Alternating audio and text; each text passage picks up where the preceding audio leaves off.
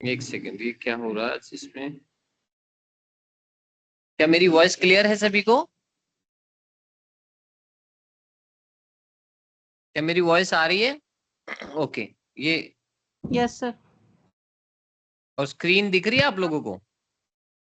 नहीं sir, sir अभी नहीं दिख रही, कि नहीं दिख रही? अभी ये दिख रही रहेगा। है, पिछली बार नहीं दिख रही है सर। ओके। अब दिख रही है सर, अब दिख रही है वीडियो दिख स्क्रीन रही है, दिख रही है। कैमरा सर कैमरा को बैक कर लीजिए। हाँ हाँ, वही मैं कर रहा हूँ। ये आज रहेगा इशू मुझे लग रहा ना। एक मिनट, बैक कैमरा कर लेता हूँ।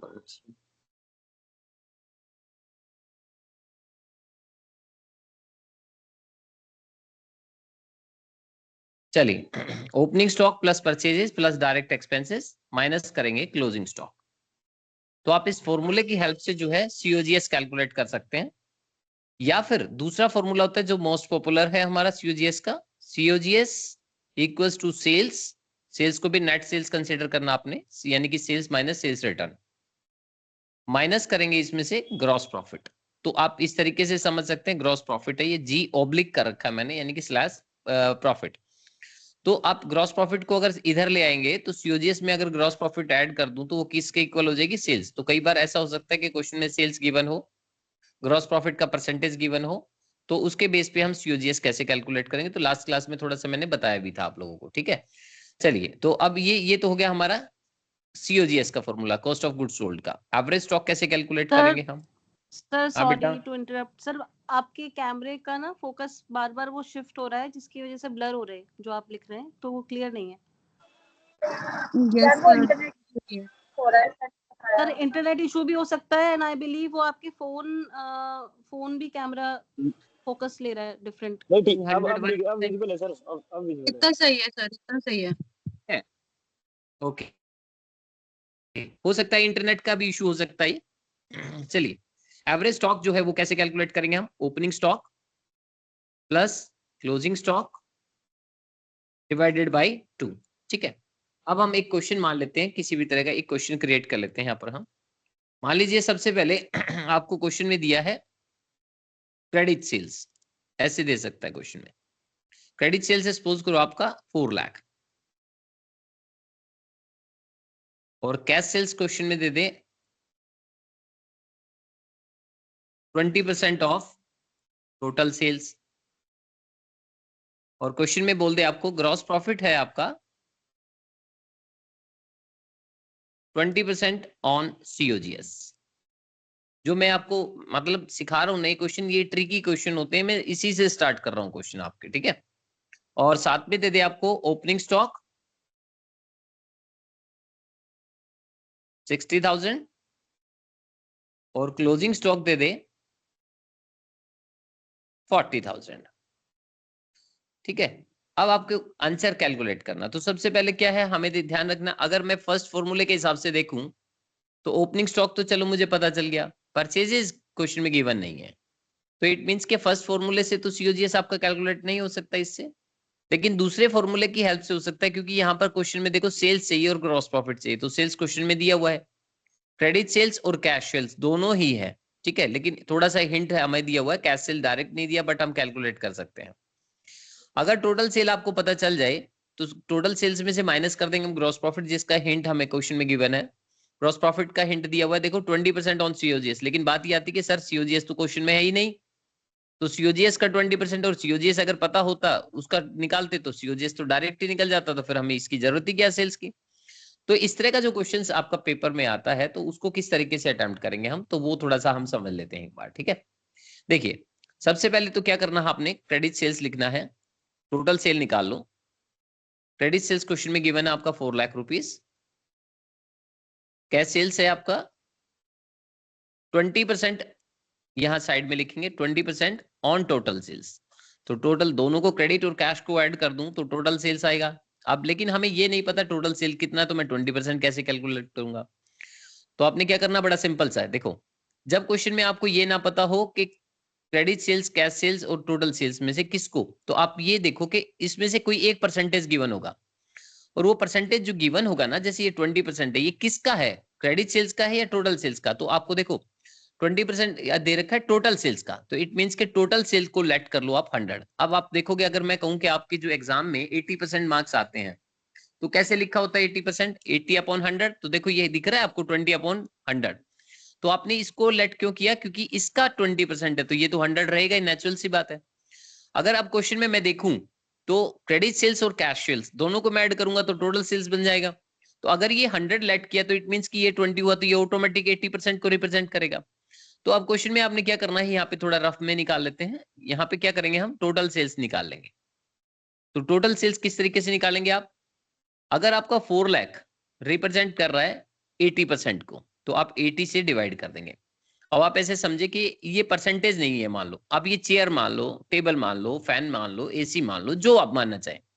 आप यूं समझो कि कोई भी 80 यूनिट्स में परचेज करता हूं और उसके लिए मुझे कितनी कीमत पे करनी पड़ती है? 4 लाख। तो 100 के लिए कितनी पे करनी पड़ेगी? तो आप क्या काम करोगे, 4 लाख को डिवाइड कर दो 80 से। तो मैंने यहाँ पे 80 से डिवाइड कर दिया, इनटू 100 कर दो। तो इनटू 100 करोगे तो आपके पास टोटल सेल्स आ जाएगी, जो कि कितनी हो गई हमारी? 5 लाख। मैंने इसको डायरेक्ट काट दिया है क्योंकि इजी सा क्वेश्चन था। तो 5 लाख रुपीज होगी। इट मीन्स कि यानी कि आपके पास ये आ गया, टोटल सेल्स आ गया 5 लाख। जब आपके पास क्वेश्चन में 5 लाख आ जाएगा तो इसका देखो, आपको क्वेश्चन में 20% बोला था ना, cash sales 20% of total sales. तो टोटल सेल 5 है, इसका 20 कितना हो गया? 1 लाख। हालांकि हमें जरूरत नहीं है क्वेश्चन में, लेकिन फिर भी आप वेरीफाई करने के लिए कर सकते हो, भाई कहीं हो सकता है यहाँ काटने में गलती रह गई हो हमसे, है ना, तो कैलकुलेशन मिस्टेक भी हो सकती है।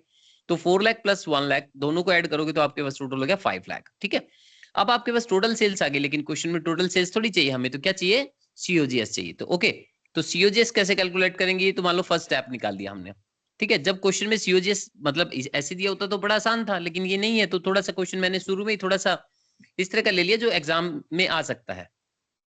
तो देखिए, अब इसके बाद क्या करना है अपने को? सीओजीएस कैलकुलेट करना। तो बड़ा सिंपल सा है, अभी मैंने दूसरा फॉर्मूला क्या लिखा, देखो, सेल्स में से माइनस कर देते ग्रॉस प्रॉफिट, तो सीओजीएस कैलकुलेट होता है। या फिर मैंने बोला था कि ग्रॉस प्रॉफिट को उधर ले आओ, दोनों को अगर मैं प्लस कर दूं तो सेल के इक्वल हो गया। तो हम इसको इस तरीके से लिखने के बजाय ऐसे लिखेंगे, सीओजीएस में अगर मैं ऐड कर दूं ग्रॉस प्रॉफिट,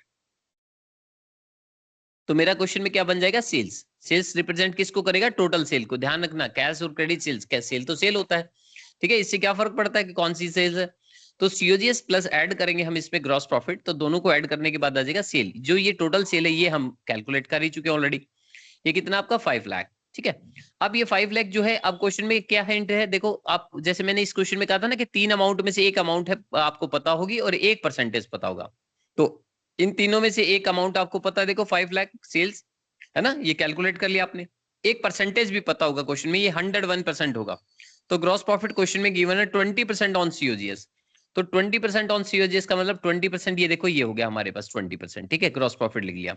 तो आपने लेट क्या करना है? आप सीओजीएस को लेट करना है 100, क्योंकि अभी मैंने क्या कहा था, जिसका बोलेगा आपने उसको 100 मानना है। ठीक है, तो यहाँ पे मैं थोड़ा सा कैलकुलेट करने में दिक्कत आएगी, तो मैं इसको एक काम करता हूँ, ग्रॉस प्रॉफिट को कैलकुलेट कर देता हूँ, 25 बना देता हूँ मैं इसको। ठीक है, थोड़ा सा आसान हो जाएगा हमारे लिए क्वेश्चन। मान लीजिए 25% ग्रॉस प्रॉफिट है किसका? सीओजीएस को। तो सीओजीएस को तो फिर भी 100 ही लेट करना आपने, 25 हो जाएगा तो क्या है? अब आपको पता है कि यानी कि अगर मैं सीओजीएस और ग्रॉस प्रॉफिट दोनों को ऐड करके सेल्स बोल रहा हूं, तो इट मींस कि 100 अगर इसको लेट किया है, ये 25 है, तो ये कितने को रिप्रेजेंट करेगा? 125% को। अब जैसे कि मैंने ऊपर बोला था कि आप इसको है ना परसेंटेज मत मानो, ये मानो ये यूनिट्स है, आपने कोई भी यूनिट परचेज किया है, सेल्स किया, वटएवर जो आप मानना चाहे। तो आप क्या करोगे? सीओजीएस कैलकुलेट करना। तो आप यहाँ लिखो सीओजीएस कैसे कैलकुलेट करोगे? अगर 5 लाख रुपीज की नंबर ऑफ यूनिट्स कितनी है आपकी? 125। अगर आप सेल करते हो तो एक यूनिट की वैल्यू आ जाएगी, इसको डिवाइड कर दो। आपको कितने की चाहिए? 100 की, तो 100 से कर दो इसको। तो इसको कट करोगे तो 25 से कट रहा है, देखो 5 आ गया, और इससे काटेंगे तो ये 4 आ गया। अगर 5 से इसको काटेंगे तो 1 लाख आ गया। इट मींस कि क्या हो गया क्वेश्चन में? 4 इंटू 1 लाख, तो कितना गया सीओजीएस आपका? 4 लाख। अब क्वेश्चन में देखो आपका ये आंसर आ गया 4 लाख। अब क्वेश्चन में आप देखोगे कि 25% किसका था? सीओजीएस का ना, ग्रॉस प्रॉफिट। तो इसका 25% कितना होता है? 4 लाख का 1 लाख हो गया। अब इन दोनों को अगर मैं ऐड कर दूं तो टोटल अमाउंट आ गई आपकी सेल्स की 5 लाख रुपए। ठीक है, तो सर आप यहाँ पे वेरीफाई क्या? सर हाँ यहाँ हाँ पे बोलिए। सर एजम्पशन की जगह पे सर हम क्या ये लिख सकते हैं क्या कि अगर हम ग्रॉस प्रॉफिट को 0.25 सीओजीएस लिखें एट टोटल 1.25 सीओजीएस करके देन टोटल सेल्स निकालें, आई रिपीट मीन करो ग्रॉस प्लीज। प्रॉफिट निकालें। सर जो अभी नहीं नहीं। हमने यहाँ पे हाँ सर जो हाँ अभी हमने यहाँ पे ये निकाला हुआ है, हमारा सीओजीएस निकाला है, राइट? हाँ हाँ सर हम हाँ यहाँ हाँ पे एजम्पशन की जगह पे सर जो अभी हम 100% 25% रख रहे हैं, इस जगह पे सर अगर हम हमारा जो ये है, जस्ट सेकंड सर, सर हाँ हमारा जो यहाँ पे ग्रॉस प्रॉफिट है, ग्रॉस प्रॉफिट को अगर हाँ हम वहां पे 0.25 सीओजीएस लिखें हाँ एंड हाँ, ऊपर इट्स ओके। सीओजीएस लिखे, सर वैसे करके हाँ, कैलकुलेट कोई कर प्रॉब्लम सकते हैं नहीं ना? है, कोई नहीं। देखो अगर आप यहाँ 0.25 लोगे तो इसको 1 एजम्पशन कर लोगे, हाँ यानी हाँ, कि आप राइट, एक्स वन करते पॉइंट हो टू ना आप फाइव हो लोग। जाएगा। राइट सर, राइट हाँ, सर। तो कोई कोई इशू नहीं है। वो मतलब वो देखो, ये क्या है, एक लेमैन वाला तरीका मैं सिखाता हूँ कि मतलब जरूरी नहीं कि सबकी कैलकुलेशन अच्छी हो या सब कॉमर्स बैकग्राउंड हो। तो कई बार ओके, मेरे सामने ऐसी सिचुएशन आ जाती है कि 40 स्टूडेंट को समझ आ गया, 30 को समझ नहीं आया, और 30 को तो हो सकता है बाद में भी ना आए। तो मैं हमेशा कोशिश करता हूँ कि इस तरीके से मेथड लूं कि वो कॉमन सा मेथड हो और उसको कोई भी समझ सके। तो वहां आप लेट कर सकते हो, बिल्कुल कर सकते हो, 101%, ओके उसमें कोई सर। इश्यू नहीं। चलिए, अब इसके बाद हमारे पास थर्ड स्टेप क्या रह गया हमारा, देखो एवरेज स्टॉक कैलकुलेट कर लेते हैं। Average stock equals to opening stock यानी कि inventory plus closing stock and divided by 2। Okay, तो ओपनिंग स्टॉक देखो क्वेश्चन में किसी किसी में गिवन होगा, किसी में नहीं गिवन होगा, है ना। तो यहाँ तो गिवन है हमें, ठीक है, 60,000।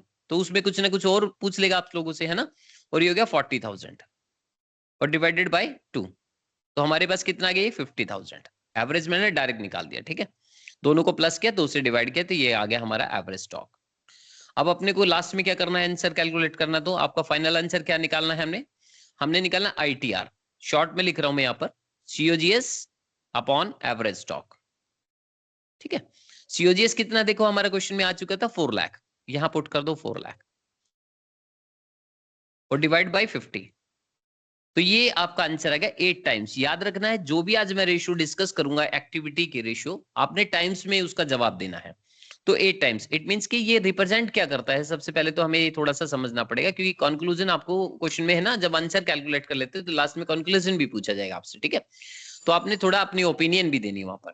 तो इट मींस कि आईटीआर ये रिप्रेजेंट करता है जितना एवरेज स्टॉक मेरी दुकान पे या मॉल में या मेरे फैक्ट्री में जितना भी इन्वेंट्री मेरे पास रहता है, उसका लगभग 8 टाइम्स जो है मेरा टर्नओवर, यानी कि मैं 8 बार पूरे साल में जो स्टॉक है ना मेरा, वो मूवमेंट करता है जितना स्टॉक मेरे पास। तो इट मींस आप एक नॉर्मल अगर लैंग्वेज में ऐसे समझो कि अगर मैं रॉ मेटेरियल की बात करूं, तो रॉ मेटेरियल आज मेरे पास लाऊंगा तो मैं वो कहां चला जाएगा, वर्क इन प्रोग्रेस में। उसके बाद जो वर्क इन प्रोग्रेस में चला जाएगा तो मेरे स्टोर में रॉ मेटेरियल नहीं बचेगा, मुझे फिर खरीदना पड़ेगा। जब वर्क इन प्रोग्रेस से आपका फिनिश गुड्स में चला जाएगा, तो आपका वर्क इन प्रोग्रेस खत्म हो गया, तो रॉ मटेरियल आगे कहां आ जाएगा, वर्क इन प्रोग्रेस में आ जाएगा। मतलब ये एक प्रोसेस है। और रॉ मटेरियल फिर से खत्म हो गया, तो इसका मतलब आप रॉ मटेरियल कितनी बार परचेज करते हो, 8 बार। वही 8 बार आपका कहां जाता है, वर्क इन प्रोग्रेस में। वही 8 बार आप कहां जाता है, फिनिश गुड्स में। तो जितना आपका मतलब, ये तो मैंने बताया मैन्युफैक्चरिंग यूनिट के हिसाब से, लेकिन बहुत सारी फर्में ऐसी होती है जो ट्रेडिंग बिजनेस करती हैं, मतलब उनका कोई मैन्युफैक्चरिंग यूनिट्स नहीं है, तो इसका मतलब वो तो रेडीमेड सामान खरीदेंगे, रेडीमेड बेचती हैं। तो उस केस में उनका क्या होगा, 8 टाइम्स जो है ना उनका टर्नओवर होता है। जैसे पिछला सामान हमने परचेज किया, जब वो सोल्ड हो गया, हम दूसरा खरीद के लिए आए। मतलब कंप्लीट बेचने से पहले लाना है, क्योंकि इसके भी कुछ लेवल होते हैं, लेकिन वो हमें यहाँ पे डिस्कस नहीं करने हैं, ठीक है। कि डेंजर लेवल होता है, मिनिमम स्टॉक लेवल होता है, मैक्सिमम होता है, रीऑर्डर लेवल होता है, ये बहुत सारे हैं, लेकिन ये अभी नहीं करेंगे, ये हम सेकंड सेमेस्टर में मैनेजमेंट अकाउंटिंग में देखेंगे, ठीक है। तो ये क्लियर हो गया 8 टाइम्स क्या है हमारा। तो मैं अभी है ना इसका एक एक क्वेश्चन और बाद में देखेंगे हम, वो आपने सॉल्व करना। पहले मैं सारे आज फॉर्मूले करा देता हूँ एक बार आपको। तो ये क्वेश्चन का स्क्रीनशॉट ले लो एक बार आप लोग, है ना, क्योंकि हो सकता है पीडीएफ में भेज पाऊं ना भेज पाऊं आज, नहीं तो कल तो मैं पक्का श्योर आप लोगों के पास सेंड कर दूंगा। इसका एक बार स्क्रीनशॉट ले लो आप लोग, सर ठीक है। एक बार ये थोड़ा वापस समझा दोगे? कौन जैसे से वाला? हमने जो फर्स्ट पार्ट था, जो क्रेडिट सेल्स वाला, जैसे हमने निकाला ना 4 हाँ, लाख एंड ये सब। अच्छा, ये मैं बता देता हूँ। देखो बेटा, सबसे पहले क्रेडिट सेल्स था आपके पास 4 लाख गिवन था क्वेश्चन में, लेकिन हमें क्रेडिट सेल्स नहीं चाहिए, हमें टोटल सेल भी नहीं चाहिए, बट हमें ये पता है कि सीओजीएस कहीं ना कहीं सेल्स के साथ कनेक्टेड होता है, तो इसीलिए वजह से हमें सेल्स निकालना पड़ा। तो सेल्स की कैलकुलेशन क्यों करनी पड़ी, क्योंकि हमें सीओजीएस चाहिए, और सीओजीएस कहां से कनेक्टेड है, सेल्स के साथ। अगर ग्रॉस प्रॉफिट माइनस कर दे तो सीओजीएस आ सकता है। तो इसीलिए मैंने क्या किया, क्रेडिट सेल्स की हेल्प ली। सबसे पहले लिखा क्रेडिट सेल्स, और फिर लिखा मैंने कैश सेल्स। कैश सेल्स हो या क्रेडिट सेल्स हो, इससे कोई फर्क नहीं है, सेल्स सेल्स होता है। तो इसलिए दोनों को ऐड करेंगे तो टोटल सेल रिप्रेजेंट होगा। क्रेडिट सेल्स क्वेश्चन में गिवन था 4 लाख। कैश सेल्स के बारे में बोला था 20% of total sale. Total sale मुझे नहीं पता था, तो मैंने लेट किया 20%, ये लिखा कैश सेल्स के आगे, और टोटल सेल को लेट किया मैंने 100, ठीक है। तो अगर मैं इसको 100 ऐड करूंगा, ये 20 है, तो दोनों का टोटल 100 होना चाहिए, क्योंकि सेल तो दोनों को ऐड करके टोटल सेल बनती है, और इसको मैंने 100 ऐड कर लिया, तो इट मींस कि ये 80 को रिप्रेजेंट करेगा, तभी ये 100 बनेगा। क्यों? 20 तो ये है। अब उसके बाद मैंने क्या किया, 4 लाख रिप्रेजेंट कर रहा है 80% को, तो मैंने 80 से डिवाइड किया, और मुझे कितना चाहिए टोटल सेल्स, इट मींस कि 100 को मैंने मल्टीप्लाई किया, तो ये मतलब क्रॉस मल्टीप्लाई करके इसको कट करके मैंने अमाउंट निकाल दिया directly, total sales 5 lakh. It means कि टोटल सेल्स जो मेरा है वो क्वेश्चन में कितना 5 लाख है, ठीक है। अब 5 लाख का 20%, देखो 20 बोला ना टोटल सेल का, तो 5 लाख का 20% हुआ 1 लाख, तो 4 और 1 हो गया 5। क्लियर हो गया अभी क्वेश्चन? ये एक क्वेश्चन बाद में देंगे, अभी मैं कोई क्वेश्चन नहीं दे रहा हूँ, सिर्फ पहले फॉर्मूले करा देता हूँ, क्योंकि नेटवर्क का थोड़ा इश्यू, कभी बीच में रेंज ना चली जाए, ठीक है। तो आप ये स्क्रीनशॉट ले लो एक बार फटाफट से, 1 मिनट, मैं जल्दी से कराने की कोशिश करता हूँ आज। चलिए, इसके बाद दूसरा फॉर्मूला लेंगे अब हम। लास्ट में मैं आपको 1-2 क्वेश्चन भी दूंगा, जैसे लास्ट क्लास में मैंने दिए थे। अभी दूसरा फॉर्मूला जो है हमारा सेकंड, वो है एवरेज एवीजी, शॉर्ट में लिखूंगा थोड़ा सा मैं, ये ट्रेड रिसीवेबल, ओ सॉरी यहां नहीं आएगा, ट्रेड रिसीवेबल रेशियो निकाल रहे हैं, आगे लिखेंगे इसको हम। ट्रेड रिसीवेबल रेशियो किस तरीके से निकलेगा? रिसीवेबल का मतलब क्या होता है? पैसा रिसीव करना है। रिसीव किससे करेंगे बिजनेस में? हम किससे लेंगे? तो बिजनेस में ध्यान रखना है, एक ही आपको मतलब एक ही मेथड है किसी से रिसीव करने का। बिजनेस में सिर्फ एक ही इनकम मानी जाती है जनरली, वो होती है सेल्स। तो सेल्स मैंने अभी बताया आपको, आइदर कैश और क्रेडिट दोनों तरह की हो सकती है ना। तो कैश सेल्स अगर हो गई तो वो तो पैसा उसी टाइम मिल गया, तो इट मींस उससे तो दोबारा नहीं मांग सकते आप पैसा। इट मींस कि आपकी जो क्रेडिट सेल्स होती है, जिसको आपने मान लीजिए क्रेडिट सेल्स आपने किया अभी, तो क्रेडिट सेल्स किया तो इसका मतलब वो 1 महीने 2 महीने 3 महीने 4 महीने के बाद जो भी जब भी मिलेगी पेमेंट आपको, ठीक है, तो वो क्रेडिट सेल्स आपको बाद में मिलती है। तो इट मींस कि वो जो पार्ट है आपका क्रेडिट सेल्स वाला पार्ट, उसको बोलेंगे हम रिसीवेबल। रिसीवेबल में भी ध्यान रखना है, 2 तरह का होगा सही, 2 तरह का होगा। एक होगा आपका डेटर्स और दूसरा होगा बीआर। बीआर का मतलब बिल्स रिसीवेबल। देखिए जनरली अगर इसको लेमन की लैंग्वेज में अगर हम समझें, हाँ प्लीज सर एक बार दोबारा बता दीजिए ये। अच्छा चलो, देखो मैं इसके पीछे लिख देता हूं, ठीक है, यहां समझ लो आप। देखो हमारे पास कैश सेल्स होता है और दूसरा होता है क्रेडिट सेल्स। अब मान लीजिए हमने किसी से कैश सेल्स किया, हमने किसी को प्रोडक्ट सोल्ड किया, बदले में कैश लिया, हिसाब बराबर। आप उसका नाम भी नहीं पूछोगे, वो कहाँ से आया है, क्या नाम है, वटेवर, ये क्यों पूछोगे आप, ठीक है। तो इसलिए उसका तो हिसाब तुरंत खत्म हो जाता है, तो उसकी तो बात ही खत्म हो गई।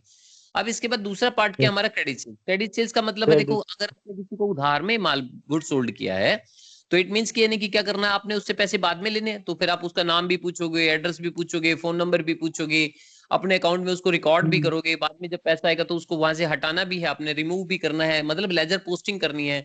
तो ये क्रेडिट सेल्स जो होती है ना, यही हमारी क्या होती है, जब आप किसी को क्रेडिट सेल्स करते हो तो इसी को बोलते हैं डेटर्स, ठीक है, डेटर्स, जिनसे आपको पैसा लेना है। अब इसी के 2 पार्ट होते हैं हमारे, एक होता है डेटर्स और दूसरा होता है बिल्स रिसीवेबल,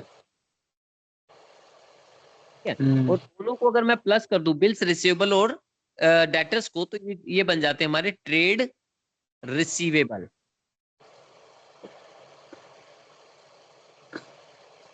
तो सर हमारे एक बार ये एक बार आप रचिए, ऐसी मैं लिख लूं इसे।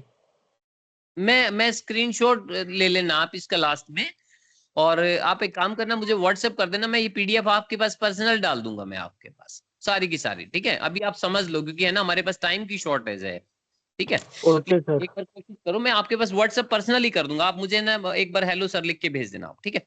देखो हमारे पास क्या डेटर्स और बीआर, दो कैटेगरी है। क्रेडिट सेल्स को कैसे पता चलेगा ये डेटर है ये बीआर है? तो मैं आपको एक सिंपल सा फंडा समझा देता हूँ। देखो जब कोई आपसे क्रेडिट सेल्स लेता है, जब आप किसी को उधार देते हैं, तो हमें टाइम नहीं पता कि उसने कितने दिन के बाद पैसा देना है, तो बोलेंगे डेटर्स। लेकिन जैसे ही वो मान लीजिए आपको ये बता दे कि 2 महीने के बाद मैं आपकी पेमेंट करूंगा, 1 महीने के बाद करूंगा, या 3 महीने के बाद करूंगा, तो जब वो रिटर्न में आपको दे दे पर्टिकुलर, उसके ऊपर एक वो रेड कलर की स्टैंप भी लगती है 1 रुपए की, तो जब वो पर्टिकुलर फॉर्मेट में आपको ये लिख के दे दे कि पेमेंट कब मिलेगी, तो उसको बोलना है बीआर। तो इट मींस के बात तो वही हुई, आदमी तो वही है ना, बस एक बार रिटर्न में लिख के दे दिया, एक बार नहीं लिख के दिया। तो दोनों की कैटेगरी सेम है, तो इसलिए दोनों को मिला के हम बोल देते हैं कई बार ट्रेड रेशियोबल। तो यही रेशियो मैं आपको यहाँ सिखा रहा हूँ। तो ट्रेड रेशियो, टर्नओवर रेशियो जो है हमारा, वो कैसे निकालना है, टर्नओवर रेशियो। तो इसके लिए कहाँ किसका रोल हुआ? क्रेडिट सेल्स का, क्योंकि कैश सेल्स तो मैंने बताया उससे तो कोई मतलब ही नहीं है। और डिवाइड करना एवरेज ट्रेड रिसीवेबल। ठीक है। अब हमारे पास देखो ये जो क्रेडिट सेल्स है ये तो आपको मैंने अभी सिखाया क्रेडिट सेल्स कैसे हो गई, तो क्वेश्चन में एक बता के दिखा दूंगा। क्रेडिट सेल्स तो आपका बड़ा सिंपल सा है, टोटल सेल क्वेश्चन में गिवन होगी या कैश सेल्स गिवन होगी, एक अमाउंट गिवन होगी, एक उसके बाद जो है अमाउंट के बाद एक आपको परसेंटेज गिवन होगा, तो आपने उसकी हेल्प से निकाल लेना, क्वेश्चन निकाला था। ठीक है। एवरेज ट्रेड रिसीवेबल का फॉर्मूला क्या है? अगर क्रेडिट सेल निकालनी हो तो फिर से वही लिख रहा हूं दोबारा से मैं, credit sales plus cash sales always will be equals to total sales. ठीक है। तो टोटल सेल क्वेश्चन में दे देगा या कैश सेल्स दे देगा, तो आपको क्रेडिट सेल मतलब डायरेक्ट नहीं देगा भाई, सिंपल सी बात ही है आप लोगों की। ठीक है। तो क्रेडिट सेल्स क्वेश्चन में डायरेक्ट गिवन नहीं होगी हमें, तो हमें कैलकुलेट करना पड़ेगा। अब एवरेज ट्रेड रिसीवेबल कैसे कैलकुलेट करेंगे? How to calculate average trade receivable? तो इसका मैं फॉर्मूला लिख रहा हूं, एवरेज ट्रेड रिसीवेबल। इसके लिए हम क्या करेंगे? Opening debtors plus opening bills receivable plus add करेंगे इसके अंदर हम क्लोजिंग डेटर्स। ठीक है, शॉर्ट में लिख रहा हूं क्योंकि स्पेस का थोड़ा सा यहाँ है, प्लस क्लोजिंग बीआर। इनको ऐड करने के बाद डिवाइडेड बाय 2 करेंगे तो हमारा एवरेज ट्रेड रिसीवेबल आ जाएगा। ठीक है। तो अब क्वेश्चन में एक छोटा सा क्वेश्चन ले लेते हैं इसको कैलकुलेट करने के लिए। क्वेश्चन नंबर 2 है मान लीजिए हमारा यहाँ पर। देखिए सबसे पहले मैंने क्या कहा था क्वेश्चन में, आपको कैसे दिया रहेगा? क्वेश्चन में कैश सेल्स दी है मान लीजिए 10% ऑफ टोटल सेल्स या क्रेडिट सेल्स। ठीक है। और क्वेश्चन में दे दिया टोटल सेल्स 11 लाख रुपए। सर एक बार इसका फॉर्मूला रिपीट करेंगे प्लीज? नीचे वाला average trade receivable. Yes sir, yes. देखो ये एवरेज ट्रेड रिसीवेबल का फॉर्मूला है opening debtors plus opening BR, मतलब दोनों ही ओपनिंग ऐड करने हैं आपने, plus closing debtors plus closing BR, दोनों को ऐड करेंगे एंड डिवाइडेड बाय 2, तो आपका आ जाएगा एवरेज ट्रेड रिसीवेबल। सर ये बीआर क्या है? अब देखिए इसके बाद कैश सेल्स दिया हुआ क्वेश्चन में मान लीजिए 10% ऑफ क्रेडिट सेल्स और टोटल सेल्स दिया हुआ 11 लाख, तो इट मींस कि देखो हमें चाहिए जो क्रेडिट सेल्स वही क्वेश्चन में गिवन नहीं है ना। और साथ में मान लीजिए मैं कहता हूं यहाँ पे आपके दिए हुए ओपनिंग डेटर्स, मान लीजिए यहाँ पे दिया हुआ है 80,000 और यहाँ पर दिया है क्वेश्चन में मान लीजिए आपका क्लोजिंग डेटर्स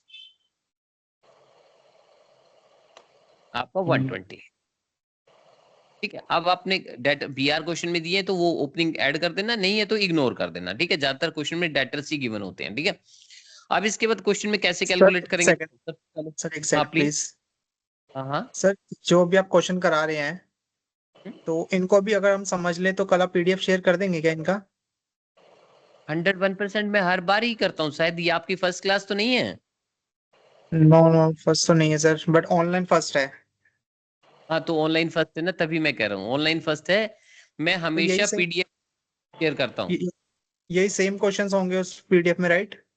सेम क्वेश्चन, यही इसी की पीडीएफ की बात कर रहा हूँ। कभी भी किसी Okay. बच्चे ने इंडिविजुअल भी मुझसे मांगी तो इंडिविजुअल भी मैंने पीडीएफ सेंड किया। Okay sir, thank you so much. चलिए देखिए अब स्टार्ट करते हैं। हम फर्स्ट स्टेप है हमारे पास। फर्स्ट को इसमें क्या है, फर्स्ट स्टेप में सबसे पहले मैंने आपको सिखाया था ना, क्रेडिट सेल्स और कैश सेल्स दोनों को ऐड करेंगे तो ये हो जाएगी हमारी टोटल सेल्स। ठीक है। अब मैंने कहा था तीनों में से एक अमाउंट आपको गिवन होगा, एक अमाउंट कोई भी। ठीक है। तो टोटल सेल्स गिवन है हमारा क्वेश्चन में, देखो 11 लाख। अब क्वेश्चन में एक परसेंटेज गिवन है, देखो कैश सेल्स, तो कैश के आगे लिखो यहाँ पर 10%। अभी किसका बोला है 10%? 10% of credit sales. Credit sales तो गिवन ही नहीं है, बट लेट कर सकते हैं हम इसको कितना, 100%। अगर मैं इसको 100 लेट करूंगा तो 100 प्लस 10 दोनों को मिला के टोटल सेल्स कितने को रिप्रेजेंट करेगी? 110% को। अब फिर से वही आपको निकालना क्या है, क्रेडिट सेल्स। तो आप यहाँ लिखेंगे credit sales equals to 11 lakh represent कर रहा है आपका 110 को, मल्टीप्लाई करेंगे 100 तो आपकी अमाउंट आ गई क्रेडिट सेल्स 10 लाख। ठीक है। अब ये 10 लाख रुपीज हो गया, तो 10 लाख आप क्रेडिट सेल्स निकालो। आपको क्वेश्चन में यही चाहिए थी, नीचे जरूरत नहीं है लेकिन फिर भी आप निकालना चाहो तो इसका 10% निकालो, 1 लाख, और वेरीफाई भी हो जाएगा क्वेश्चन में। सेकंड स्टेप क्या है हमारा, average trade receivable, opening debtors कितने हैं आपके 80,000 के, प्लस क्लोजिंग कितने हैं आपके 120 के, डिवाइडेड बाय 2 करेंगे हम, तो ये दोनों को ऐड करके डायरेक्ट लिख रहा हूं मैं, 2 लाख रुपए हुआ, डिवाइडेड बाय 2 करेंगे तो 1 लाख हुआ। तो एवरेज ट्रेड रिसीवेबल रिप्रेजेंट करेंगे आपका कितना, 1 लाख, है ना। तो अब आपका आंसर जो कैलकुलेट करना वो कौन सा है हमारा, ट्रेड रिसीवेबल टर्नओवर रेशियो के लिए फॉर्मूला आपको मैं ऊपर लिख दिया, मैं दोबारा नहीं लिखूंगा। अब देखो हमारे पास यहाँ पर क्या है, क्रेडिट सेल्स क्वेश्चन में आपने कैलकुलेट किया 10 लाख और डिवाइडेड बाई करेंगे 1 लाख, ठीक है। तो ये आपके पास क्या गया, 10 टाइम्स। मैंने पहले ही कहा था जो भी रेशियो हम इसके निकालेंगे टर्नओवर के वो सारे टाइम्स में निकलेंगे, 10 टाइम्स। अब यहाँ पर एक चीज और, मैं एक फॉर्मूला और अलग से मैं लिख रहा हूं, एवरेज कलेक्शन पीरियड, ठीक है। ये ध्यान रखना, ये बहुत बार पूछा जाता है क्वेश्चन में, है ना। अब ये बात आती है कि 10 टाइम्स जैसे स्टॉक में था, तो कोई बच्चा मुझे बता सकता है वहां पे 10 टाइम्स मैंने बोला था, तो यहाँ 10 टाइम्स का मतलब क्या हुआ।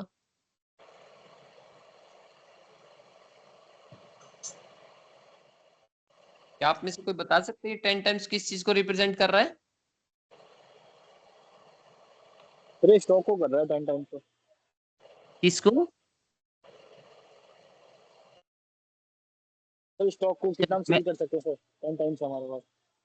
मैं बता देता हूँ, ये रिप्रेजेंट करता है कि पूरे साल में आप कितनी बार उधार देते हो, यानी कि ये 10 टाइम्स है। मैंने ये इसलिए पूछा है आप लोगों से क्योंकि कभी कभी क्वेश्चन में पूछ लिया जाता है कि 10 टाइम्स जो है बेटर रेशियो है या 15 टाइम्स बेटर है या 3 टाइम्स बेटर है, क्योंकि कई बार क्वेश्चन में, जैसे मैंने आपको याद होगा मैंने डेट इक्विटी रेशियो जब आप लोगों को कराया था तो मैंने वहां पे बताया था 2:1 होता है, करंट रेशियो में 2:1 होता है, क्विक रेशियो में 1:1 होता है, तो यहाँ भी है ये चीज। तो आप इस बात को समझे कि 10 टाइम्स जो है इसको हम बेटर माने या ना माने, तो मैं कहूंगा कि 10 टाइम्स बुरा नहीं है, मतलब एवरेज है, ठीक है, अच्छा रेशियो है। अगर ये रेशियो होता था 1 टाइम्स, आप ध्यान से सुनना मेरी बात को, 1 टाइम्स होता तो इट मींस के पूरे साल में सिर्फ आप एक बार उधार देते हैं, इसका मतलब हुआ कि आप उधार सेल करते ही नहीं है, और करते हैं तो उसका रिजल्ट क्या होता है कि आपने किसी को आज उधार सेल्स कर दी और उससे पैसा लेने कब जा रहे हैं आप, 1 साल के बाद। तो सोच के देखिए, इमेजिन कीजिए कि अगर किसी को आप आज उधार देते हैं और 1 साल के बाद उससे पैसा लेने जाएंगे, तो क्या आपको उम्मीद है वो पैसा दे देगा आपको, या उसको याद भी होगा, क्या ये अच्छा बिजनेस है। तो इट मीन्स कि ये जितना भी ज्यादा टर्नओवर जितना भी ज्यादा आएगा ना आपका, उतना ही आपके लिए बेस्ट माना जाएगा। इट मीन्स कि यानी कि 10 टाइम्स है, अगर ये सपोज करो 20 होता, 24 होता या 30 टाइम्स होता, तो इसका मतलब पूरे साल में आप 30 टाइम्स उधार दे रहे हो। मान लो आप मुझे ही लगा लो, अगर आप इसका एवरेज टाइम कलेक्शन पीरियड का पहले हम फॉर्मूला लिख लेते हैं। एवरेज कलेक्शन पीरियड का आपको 3 तरीके से पूछा जा सकता है, डेज में, वीक में या मंथ्स में। अगर आपसे मंथ्स में पूछा जाए तो आप लिखेंगे 12 मंथ्स और divided by trade receivable ratio, ठीक है, शॉर्ट में लिख दिया मैंने, ट्रेड रिसीवेबल रेशियो। अगर आपसे वीक में पूछा जाए तो आप लिखेंगे 52 weeks divided by turnover ratio, और अगर आपसे डेज में पूछा जाएगा तो आप लिखेंगे 365 डेज डिवाइडेड बाई टर्नओवर, ठीक है। इट मींस के 10 टाइम्स का मतलब क्या हुआ, देखो अगर आपने 12 महीने पूरे साल में होते हैं, 10 से आप डिवाइड करो तो इसका मतलब हुआ कि आप किसी को अगर आज सपोज करो 1 जनवरी को उधार देते हो, तो इसका मतलब आप उससे 1.2 टाइम्स, मतलब 1.2 मंथ्स के करीब हुआ। तो ये लगभग आप कितना मान के चलोगे, अगर मैं महीने को 30 दिन को मैं एक मान के चलूं, है ना, क्योंकि ये हो गया ना, देखो आप 12 से डिवाइड करोगे 10 को तो आपका आंसर क्या आ जाएगा, मंथ का ही ले लेते हैं क्वेश्चन, है ना। मान लो 12 मंथ्स को अगर मैं 10 से डिवाइड करूं, क्योंकि टर्नओवर इसमें हमारा 10 टाइम्स है, तो आपका जो आ गया 1.2 मंथ्स आ गया। तो 1.2 मंथ का मतलब क्या समझे हम, तो 1 यहाँ पर रिप्रेजेंट करेगा मान लो एक महीने को, अगर ये 12 होता तो 12 को 12 से डिवाइड करते, 12 को 12 से डिवाइड करते तो 1 मंथ होता, है ना। तो इसका मतलब हुआ अगर मैं एक को रिप्रेजेंट कर रहा हूँ 30 डेज, तो 2 कितना हुआ अप्रॉक्स आपका, तो आप ये मान के चलो लगभग मेरे ख्याल से 5 या 6 दिन के करीब हुआ। तो एक महीना 6 दिन या 5 दिन के करीब आपका जो है ना पैसा आपको 6 दिन हुआ, क्योंकि 5 से डिवाइड कर दिया ना हमने, तो एक महीना 6 दिन यानी कि 1 मंथ। कोई आपसे पूछे 1.2 किसको रिप्रेजेंट कर रहा, तो आप ऐसे बोल सकते हो 1 मंथ प्लस 6 डेज, यानी कि आज अगर आप मुझे 1 जनवरी को उधार देते हैं तो आप मुझसे जो पैसा लेंगे ना वो कब लेंगे, 6 फरवरी को आप मुझसे पैसा लेंगे। यानी कि मैं आपसे नई क्रेडिट उधार मतलब न्यू क्रेडिट सेल्स ले जाऊंगा, पुराना पैसा दे जाऊंगा। तो इससे क्या है, आपका एक टर्नओवर जो है ना वो चलता रहेगा। तो ये बेस्ट रेशियो मतलब मान के चलो बेस्ट ही है, क्योंकि 1 महीने के करीब ही है, तो हर महीने आपसे है ना क्रेडिट सेल्स होती रहती है। अगर डेज में पूछेगा तो डेज में कन्वर्ट कर सकते हो, और वीक में करेंगे तो वीक में कर सकते हो। एक बार कोई बच्चा इसको 365 को 10 से, अच्छा ये आ ही गया, सीधी सी बात है ये तो, हाँ ये डायरेक्ट हो गया। तो देखो यहाँ 365 को 10 से करूंगा तो डेज हो गया 36 भाई, 36.5 हुआ ना। आप ऐसे समझो, देखो मैंने क्या लिखा है यहाँ पे, मंथ्स में 1 मंथ प्लस 6 डेज। तो इसका मतलब यहाँ पे अगर 30 दिन को मान लूं और 6 ये ऐड कर दूं तो 36 दिन हुआ ना, देखो इस हिसाब से। और यहाँ भी हमारा आंसर क्या रहा डेज के हिसाब से 36.5। तो 0.5 तो मतलब थोड़ा सा इधर उधर तो हो ही जाता है, क्योंकि मैंने ये 360 दिन मान लेता तो आंसर एग्जैक्ट हो जाता। तो आई होप कि ये क्लियर हो गया होगा सभी को। ये सर। सर सेकंड वाला एक बार प्लीज रिपीट करेंगे, average trade receivable. Average trade receivable formula पूछ रहे हो आप? नहीं सर, ये जो आपने सॉल्व किया ना, ये 80 प्लस 80,000 प्लस 120। यस हाँ ये दिया हुआ था, देखो ओपनिंग डेटर्स गिवन था क्वेश्चन में 80,000, क्लोजिंग डेटर्स क्वेश्चन में गिवन था 120। दोनों को अगर मैं ऐड कर दूं तो ये हो गया 2 लाख, और डिवाइडेड बाई 2 करूंगा तो 2 लाख को डिवाइडेड बाई 2 करूंगा तो एवरेज जो मेरा आ गया वो आ गया 1। आप यूं समझो ना, मीन होता है ना, जैसे दो लोगों के पास, एक के पास 50 रुपए, एक के पास 100 रुपए, दोनों को ऐड करके एवरेज निकालना, तो वही सेम एवरेज यहाँ है। ठीक है, ओके। सर ये आप बीआर क्या होता है? बिल्स रिसीवेबल, यानी कि डेटर्स जब आप ये श्योरिटी दे दे आपको कि मैं आपका 1 मंथ या 2 मंथ्स में पैसे दूंगा, श्योरिटी दे दे रिटर्न में, तो उसी को बीआर बोलते हैं। डेटर ही बीआर है, आप यूं समझे बस। बस ये जो रिटर्न में ना दे तो डेटर्स बोलना है, और रिटर्न में दे दे तो आपने उसको बीआर बोलना है। ठीक है, इसका स्क्रीनशॉट ले लो एक बार।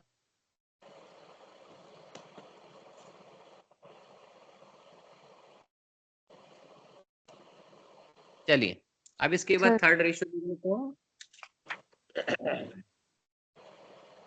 Hello sir. जी सर फिर दिखाइए, स्क्रीनशॉट नहीं ले रहे। यूनिट पढ़ा रहे हो आप? सर ये कौन से यूनिट पढ़ा रहे हो आप? 1.10 11 ले लिया सर, थैंक यू। क्या पूछ रहे हैं आप? सर मैं पूछ रहा हूँ सर, ये चैप्टर कौन सा है हमारी बुक में से?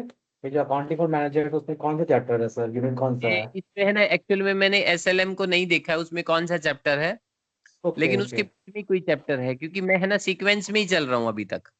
ठीक है, तो उसमें मेरे ख्याल से सर आई डेप्रिसिएशन थिंक ये नहीं सर, ये एनालिसिस ऑफ अकाउंटिंग इंफॉर्मेशन है चैप्टर 5, उसमें देख पा रही हूँ मैं ये चैप्टर देख लेना। आप लोग चैप्टर 5 बता रहे हैं तो चैप्टर 5 में चेक कर लेना, वहां मिलेंगे। ठीक है, एनालिसिस।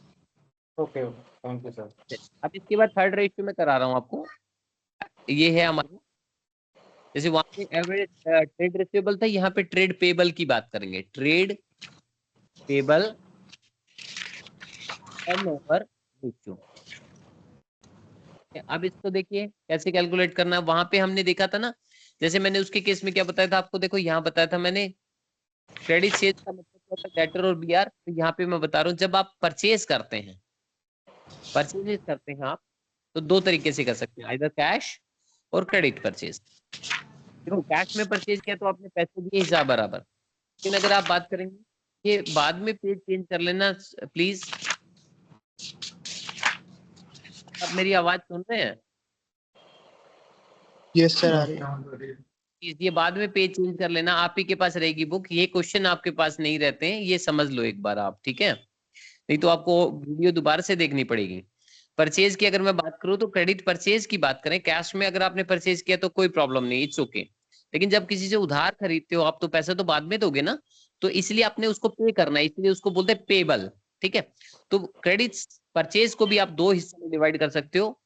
जब आप किसी को रिटर्न में लिख के नहीं देते कि पैसे कब देने, तो आप क्रेडिटर्स हैं, मतलब जिनके पैसे आपने देने हैं, जिनको पैसे देने उनको आप क्रेडिटर्स बोलोगे, जिनको पैसे आपने देने हैं। यहाँ पर लेने थे पैसे, डेटर्स बोलते हैं, और ये क्रेडिटर्स हो गए। लेकिन जब आप रिटर्न में उसको लिख के दे दोगे कि 2 महीने के बाद हम पे करेंगे, तो उसको बिल्स पेबल बोलते हैं। तो इसका मतलब है वही पर्टिकुलर पर्सन जिसको आपने पैसे देने हैं, बस सिर्फ नाम बदल दिया आपने उसका। जब आप रिटर्न में दे देते हो तो ये श्योरिटी जी हो जाती है कि आपने उसको पैसे देने ही देने हैं इस डेट के अंदर, तो आपने बिल्स पेबल, वो आप बाउंड टाइम बाउंड हो जाते हैं आप वहां पर। और क्रेडिटर के केस में आप टाइम बाउंड नहीं है, तो आप बाद में भी पैसा उसको पे कर सकते हैं, ठीक है। मतलब 1 महीने की बजाय 2 महीने भी हो सकता है। तो ये दोनों को प्लस कर दे तो बनता है ट्रेड पेबल, ठीक है।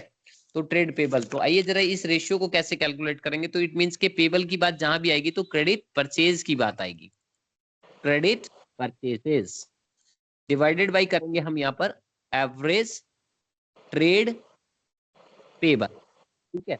अब ये क्रेडिट परचेज कैसे कैलकुलेट करना है, तो जैसे वहां किया था हमने cash purchases plus credit purchases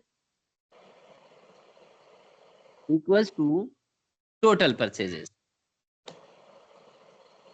ठीक है। और एवरेज ट्रेड पेबल की अगर हम बात करें, एवरेज ट्रेड पेबल से लेना है opening plus opening bills payable, short में लिखा है मैंने ये bills payable B slash P, plus closing creditor plus closing bill payable, yes, and divided by 2। तो ये आपका एवरेज आ जाएगा। तो अब इस तरह का क्वेश्चन आपको मेरे ख्याल से तो आ ही गया। अगर आप कहो तो मैं एक क्वेश्चन करा देता हूँ, वैसे मुझे लगता है ये क्वेश्चन सिमिलर ही है, उसका कोई खास नहीं है इसमें, लेकिन फटाफट से करा देता हूँ। चलो मैं आपको यहाँ पे मान लीजिए आपने कैश परचेज दिया हुआ क्वेश्चन में, कैश परचेज क्वेश्चन में गिवन है मान लो 2 लाख सर एक रुपीस। सेकंड, क्या हुआ सर एवरेज ट्रेड पेबल का एक बार रेडियो फॉर्मूला ब्लर हो नोट गया। कर ले प्लीज। कर लो, रिपीट करोगे? Opening creditors plus opening bills payable, यहाँ प्लस करेंगे, ब्रैकेट बंद कर देना इसका, प्लस करेंगे closing creditors plus closing bills payable, इसको बंद करेंगे, दोनों को ऐड करने के बाद डिवाइड करना है 2 से, तो ये आपका एवरेज बन जाएगा, ठीक है। अब ये मान लीजिए क्वेश्चन में दिया हुआ है कैश परचेजेस, और क्वेश्चन में क्रेडिट परचेज बोल देता है वो, मान लीजिए आपका 80% ऑफ टोटल परचेज। अब क्वेश्चन में क्या करना है आपने, और साथ में दे देगा ओपनिंग ट्रेड पेबल, यानी कि दोनों को कंबाइन करके दे रखा है यहाँ पर। सपोज करो वो दे रखा है 70,000 और क्लोजिंग ट्रेड पेबल को दे रखा है मान लो 90,000, ठीक है। अब कैसे कैलकुलेट करेंगे हम इसको, देखो सबसे पहले तो वही कैश परचेजेस और क्रेडिट परचेजेस दोनों को ऐड करेंगे तो टोटल परचेजेस। इसके बाद कैश परचेजेस क्वेश्चन में गिवन है 2 लाख, ना आपको क्रेडिट पता है ना आपको टोटल पता है, बट आपको ये पता है क्रेडिट परचेज जो है वो 80% रिप्रेजेंट कर रही है किसको, टोटल परचेजेस का। तो टोटल परचेज को क्या लेट कर लेंगे हम 100। अब नेचुरल सी बात है ये 100 को रिप्रेजेंट करेगा तो दोनों का टोटल 100 के इक्वल होना चाहिए, तो इसका मतलब ये किसको रिप्रेजेंट करेगा, 20 को। अब फिर से वही क्रेडिट सेल्स कैलकुलेट करना है तो आप क्रेडिट सेल्स लिखेंगे यहाँ पर इक्वल टू, आप लेंगे 2 lakh will be represent to 20%, तो आप मल्टीप्लाई कितना करेंगे 80% निकाल लेंगे, ठीक है 20 को, तो ये आपका अमाउंट आ गया 8 लाख। अब आप 8 लाख यहाँ पुट कर देंगे, टोटल से परचेज चाहिए नहीं आपको, बट आप निकाल लें जरूर, 10 लाख रुपए आपकी टोटल परचेज आ गई। और उसके बाद क्या करना है, ये फर्स्ट पार्ट हो गया। Second, average trade payable, average trade payable कितना देखो हमारा 70 डिवाइडेड बाई 2, दोनों को ऐड करेंगे 160 और डिवाइडेड बाई 2 करेंगे तो ये हो गया 80। इट मींस कि आपको आएगा formula trade payable turnover ratio equals to कितना हुआ देखो आपका 8 लाख डिवाइडेड बाई 80,000, तो इट मींस कि ये कितना है, बाई चांस ये भी देखो पिछले क्वेश्चन की तरह 10 टाइम्स आ गया, ठीक है। 10 टाइम्स का मतलब क्या हुआ, आपको ये पूछे कि जैसे मैंने पिछले में बताया था ना आपको कि 10 टाइम्स का मतलब क्या होता है, तो यहाँ पे ये रिप्रेजेंट करते हैं कि टोटल पूरे साल में 10 बार आप क्रेडिट परचेज करते हैं, मतलब उधार खरीदते हैं। ठीक है, आप यूं समझो। और कोई पूछे कि एवरेज, जैसे वहां कलेक्शन पीरियड था ना, तो एवरेज पेमेंट पीरियड कितना हुआ, आपका पेबल टाइम कितना हुआ, अगर इसको कैलकुलेट करना हो तो फिर से आपने वही डिवाइड करना है। आपने डिवाइड कैसे करेंगे, आप यहां देखेंगे एवरेज पेबल पीरियड की बात करें हम यहाँ पर, तो उसको कैसे कैलकुलेट करेंगे, वही 12 months, it will be divided by 10 times, यानी कि यहाँ पर इस क्वेश्चन के अकॉर्डिंग, और क्वेश्चन में कोई और भी अलग आंसर हो सकता है। डेज में कोई आपसे पूछे तो 365 days and divided bye 10 times. और अगर हम यहाँ पे वीक्स की बात करें तो 52 डिवाइडेड बाय 10 टाइम्स। ठीक है, तो ये आपका जो है आंसर आ गया है। इसका स्क्रीनशॉट ले लो, फिर मैं प्रॉफिटेबिलिटी रेशियो करा देता हूँ, फिर एक आधे क्वेश्चन मैं आपको दूंगा, और कोई डाउट हुआ तो फटाफट से ले लेंगे, नहीं तो नेक्स्ट क्लास में डाउट लेंगे। सर ओपनिंग, सर आवाज आ रही है मेरी? हाँ बोलिए। सर ओपनिंग बिल्स पेबल को ओपनिंग ट्रेड पेबल भी बोल सकते हैं? ओपनिंग बिल्स पेबल को ओपनिंग ट्रेड पेबल भी बोल सकते हैं? दोनों को मिला के बोलना है। ओपनिंग क्रेडिटर्स और ओपनिंग बिल्स पेबल दोनों को कंबाइंड करते हैं, तब ओपनिंग पेबल होंगे। Okay sir, noted. इसका स्क्रीनशॉट ले लो फटाफट से एक बार।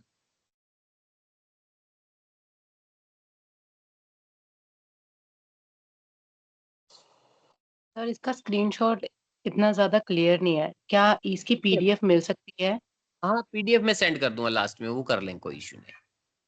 ठीक है सर, वो थैंक कर लें। और सर कोई डाउट हुआ तो फिर कैसे कनेक्ट कर सकते हैं?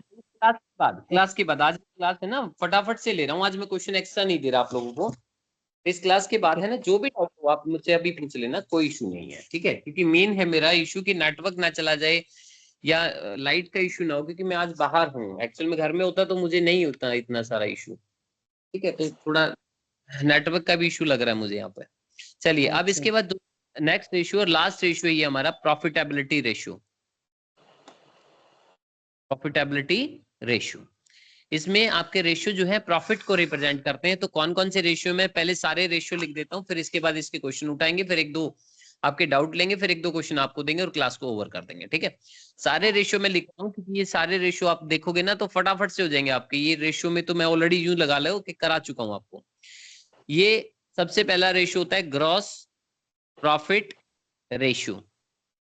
इसके लिए आपको चाहिए ना क्वेश्चन में ग्रॉस प्रॉफिट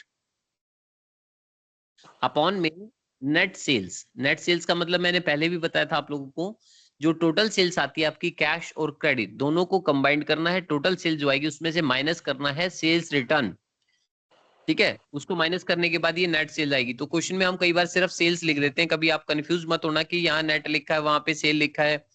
तो नेट सेल का मतलब ही सेल्स होता है। ठीक है, ध्यान रखना, क्योंकि सेल्स रिटर्न हमेशा माइनस करनी ही होती है हमें। ओके, अब इसके बाद दूसरा जो फॉर्मूला है हमारा वो है ऑपरेटिंग प्रॉफिट, ये बाद में करेंगे। ऑपरेटिंग रेशियो ले लेते हैं पहले। ऑपरेटिंग रेशियो आएगा आपका सीओजीएस, जो मैंने पिछले क्वेश्चन में आपको सिखाया था, वहां तक आप ऑलरेडी सीख चुके हो। प्लस इसमें ऐड कर देना ऑपरेटिंग एक्सपेंसेस और माइनस कर देना ऑपरेटिंग इनकम। ठीक है, तो आपका जनरली क्या होता है, ऑपरेटिंग इनकम क्वेश्चन में कुछ नहीं होती है, कई बार एक भी इनकम नहीं होती है। तो कई बार क्या होता है, इस फॉर्मूले में सिर्फ सीओजीएस ब्लर दिख रहा है सर।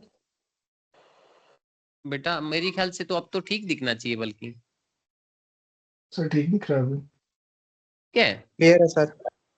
ओके देखो बेटा, हमारे पास क्या है यहाँ पर सीओजीएस, जो ऑलरेडी मैं पिछले क्वेश्चन में आपको सिखा चुका हूँ, प्लस ऑपरेटिंग एक्सपेंसेस क्वेश्चन में गिवन होगा, बिल्कुल डायरेक्ट गिवन होगा, अमाउंट ही गिवन होगा, वो कोई परसेंटेज या ऐसा कुछ नहीं देगा आपको, डायरेक्ट गिवन होगा। और ऑपरेटिंग इनकम के चांसेस बहुत बहुत बहुत रेयर मान के चलो, क्योंकि मैंने आपको बताया था, देखो बिजनेस में सिर्फ एक ही इनकम होती है, वो होती है सेल्स, क्योंकि बिजनेस किसी के यहाँ जाके नौकरी तो कर नहीं सकता है ना।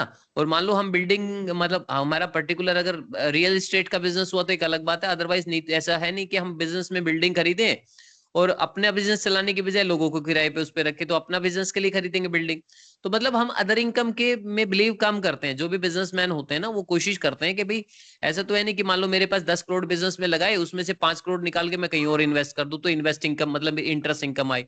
अरे हमने जब बिजनेस में पैसा लगाया अपने लिए लगाया ना, दूसरों के लिए तो नहीं लगा सकते हम। वही पैसा दूसरा कमाएगा, हमें तो एक इंटरेस्ट मिलेगा, वो क्या पता कितना पैसा कमाएगा, तो वो पैसा हम भी तो कमा सकते हैं। तो इसलिए ऑपरेटिंग इनकम जो है जनरली कई बार क्वेश्चन में क्या होता है, आपको जब ऑपरेटिंग रेशियो आप निकालोगे ना, तो हो सकता है बुक में आपको ऐसे लिखा हो मिले सिर्फ सीओजीएस प्लस ऑपरेटिंग एक्सपेंसेस, हो सकता है माइनस में ऑपरेटिंग इनकम ना हो, तो आपको कंफ्यूज होने की जरूरत नहीं है, आप लिख देना। लेकिन क्वेश्चन में जनरली ये इनकम मिलती नहीं है। और इसको डिवाइड करना है अपने नेट सेल्स से और इनटू करना है अपने 100, ठीक है। अब ये जो आएगा अमाउंट, ये क्या माना जाएगा, ये रेशियो जो होगा। और ध्यान रखना है ये सारे परसेंटेज में निकालने हैं आप लोगों ने, ठीक है, परसेंटेज में इसके आंसर आएंगे। जैसे पहला मैंने बताया था pure ratio, date equity ratio था या करंट रेशियो था, वो प्योर रेशियो था, फ्रैक्शन में आया था। आज जो मैंने सीखा एक्टिविटी रेशियो, वो टाइम्स में आई, ये परसेंटेज में आएंगे सारे। इसके बाद नेक्स्ट है हमारे पास ऑपरेटिंग प्रॉफिट रेशियो, ठीक है। हो सकता है पीडीएफ में अभी थोड़ी देर में ही डाल दूं आप लोगों को, ठीक है। तो ऑपरेटिंग प्रॉफिट रेशियो में एक सिंपल सा मैं तरीका आपको सिखा रहा हूं। देखो आपने क्या करना है, सेल्स में से अगर आप इसको माइनस कर देंगे, सेल्स में से जो सेल्स है ना आपकी ये वाली, इसमें से माइनस कर देना ऑपरेटिंग, ठीक है, एक्सपेंसेस रेशियो, ठीक है, एक्सपेंसेस रेशियो यानी कि जो आपने ऊपर कैलकुलेट किया, और डिवाइड करेंगे सेल्स और इनटू करेंगे 100, तो आपका ये आ जाएगा। तो बड़ा सिंपल सा है। तो आप सुनो, अगर आपका ऑपरेटिंग रेशियो क्वेश्चन में 99%, तो मैं श्योर हूं कि एक सेकंड में पानी पी लेता हूं, एक सेकंड।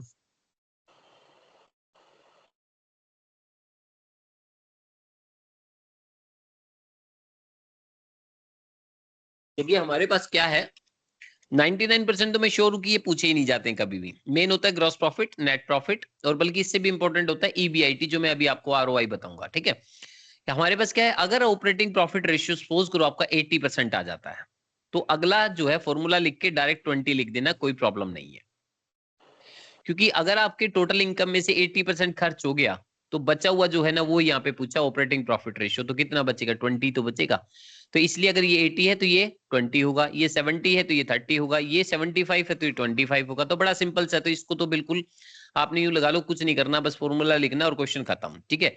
और अगर आपने डायरेक्ट भी 100 माइनस 20 कर दिया ना, 80 कर दिया, 20 कर दिया, तो भी ये ओके कर देते हैं हम, ठीक है। तो इसके बाद हमारे पास क्या है, फोर्थ फॉर्मूला है नेट प्रॉफिट रेशियो। तो नेट प्रॉफिट के लिए आपको नेट प्रॉफिट कैलकुलेट करना है। क्वेश्चन में ज्यादातर ये क्वेश्चन में गिवन होता है, ये पूछते भी नहीं है इसको, तो बल्कि या तो ग्रॉस प्रॉफिट का पूछेंगे, इसके बाद वाला पूछते हैं। नेट प्रॉफिट अपॉन में करना है नेट सेल्स, जिसको मैंने बोला सेल्स भी लिख सकते हैं, इनटू 100। अब आ गया हमारे पास जो मेन फॉर्मूला है, वो है ROI, return on investment, return on investment, ROI, ठीक है। तो इसका फॉर्मूला क्या है हमारा, इसमें लिखना आपने ईबीआईटी अपॉन में कैपिटल एम्प्लॉयड। इसका एक क्वेश्चन अगर आपने ढंग से, नेट सेल का फॉर्मूला बता देंगे आप प्लीज? का बेटा नेट सेल्स का सर, नेट सेल्स का, आपने नेट सेल्स का होता है total sales minus sales return. Sales return, yes, sales return. ठीक है sir, thank you. Sales return sir given होता है क्या क्वेश्चन में? हाँ, 101% गिवन होता है, अगर नहीं है तो जीरो लेट कर लेंगे आप, मतलब आप इग्नोर कर देंगे उसको, राइट। चलिए अब देखिए इसमें हमारे पास क्या आरओआई का, अगर मैं बात करूं, ROI return on investment equals to EBIT, what does it mean.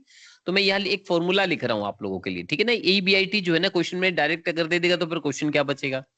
तो ईबीआईटी कैसे कैलकुलेट करना है, इसका एक क्वेश्चन भी हम यहाँ बनाएंगे। तो ईबीआईटी क्वेश्चन में यहाँ लिखना है, ये टिक कर लो, ये अमाउंट को रिप्रेजेंट कर रहा है। सबसे पहले ईबीआईटी में से लेस करते हैं हम लोग इंटरेस्ट, इंटरेस्ट। जैसे ही आपने ईबीआईटी में से आई यानी कि इंटरेस्ट को हटाया, तो आपके पास क्या बच गया, ईबीटी बच गया ये। और अगर मैं इसमें से लेस कर दूं टी, टी का मतलब टैक्स, क्योंकि ये रिप्रेजेंट किसको कर रहा है, earning before interest and tax. तो इसका मतलब पहले मैंने इंटरेस्ट को हटाया, फिर मैं ईबीटी अर्निंग बिफोर टैक्स में से अब टैक्स को हटा देता हूं।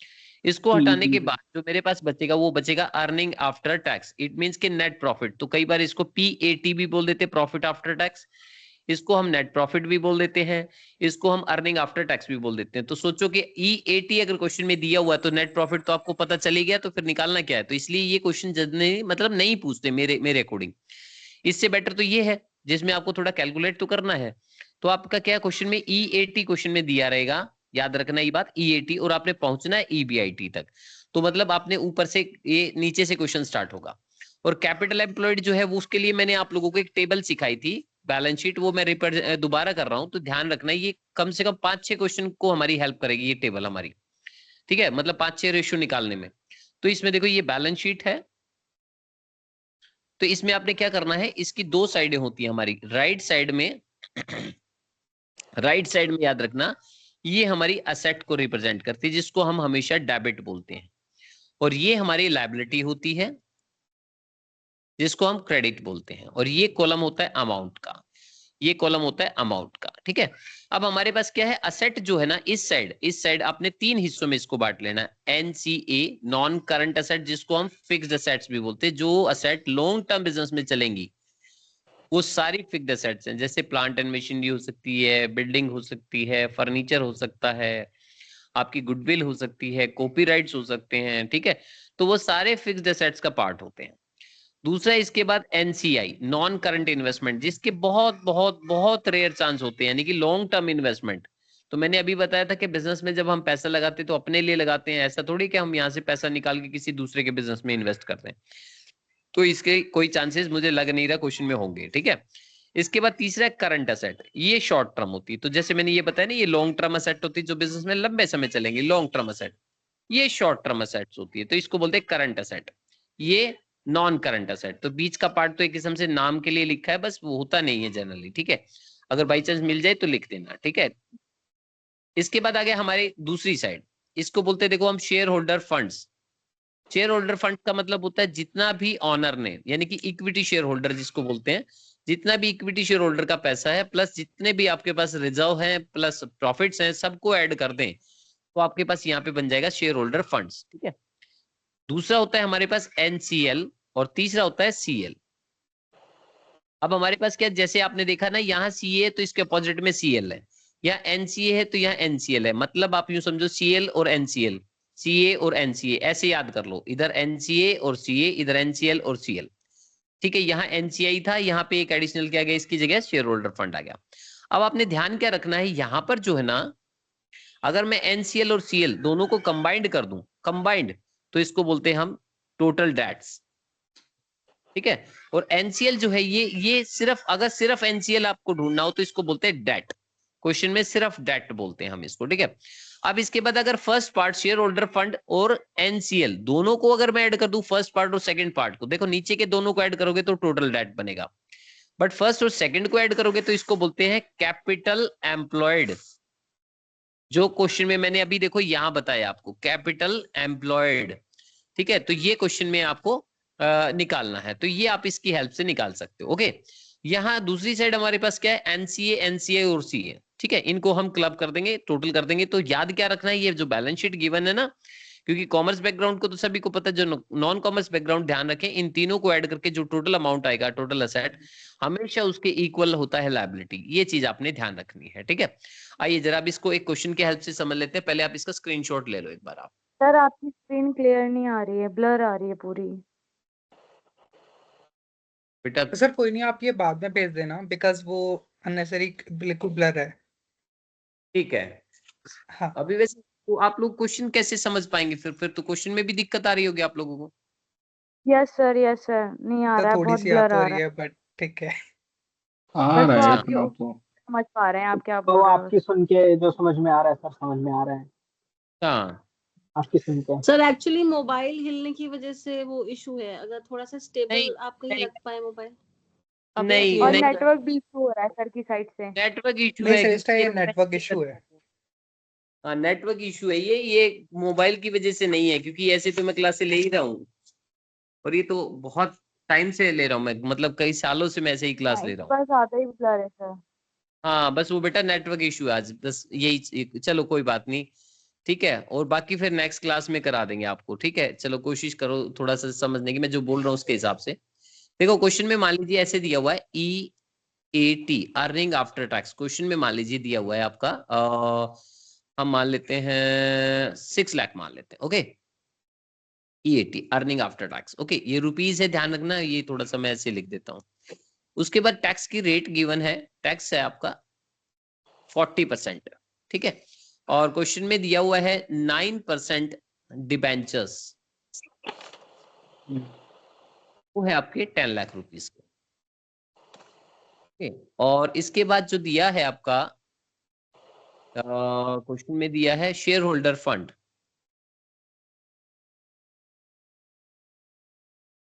वो है आपका मान लो 15 लाख। ओके, ये है 10 लाख। अब आपको ये क्वेश्चन सॉल्व करना है। इसके बाद मैं एक क्वेश्चन आपको दूंगा, फिर आप डाउट ले लेना, फिर क्लास को ओवर कर देंगे हम। ठीक है, चलिए अभी हमारे पास सबसे पहला क्या है, हम फॉर्मूला लिखेंगे ROI, रिटर्न ऑन इन्वेस्टमेंट की अगर मैं बात करूं तो इसका फॉर्मूला हमारे पास EBIT, earning before interest and tax, and divided by capital employed. ठीक है। अब क्वेश्चन में EBIT कैसे कैलकुलेट करना है, इसके लिए हमने यहाँ पे ले लेते हैं EBIT। सर ने बताया था हमें लेस करना है इसमें से सबसे पहले आपने इंटरेस्ट, फिर लेस करना यहाँ पर, जो करने के बाद बचेगा EBT, लेस करना फिर आपने टैक्स, और फिर लास्ट में बचेगा EAT। और मैंने कहा था लास्ट में आपको यही मिलेगा। तो अर्निंग टैक्स वो क्वेश्चन में गिवन है, देखो 6 लाख, और क्वेश्चन में टैक्स की रेट पता है आपको 40%। अब लेट करो, सोचो कि देखो अर्निंग बिफोर टैक्स आपको क्वेश्चन में नहीं पता है। सपोज करो अगर आपको नहीं पता है तो फिर इसका मतलब क्या हुआ, देखो अर्निंग बिफोर टैक्स है किसी ने,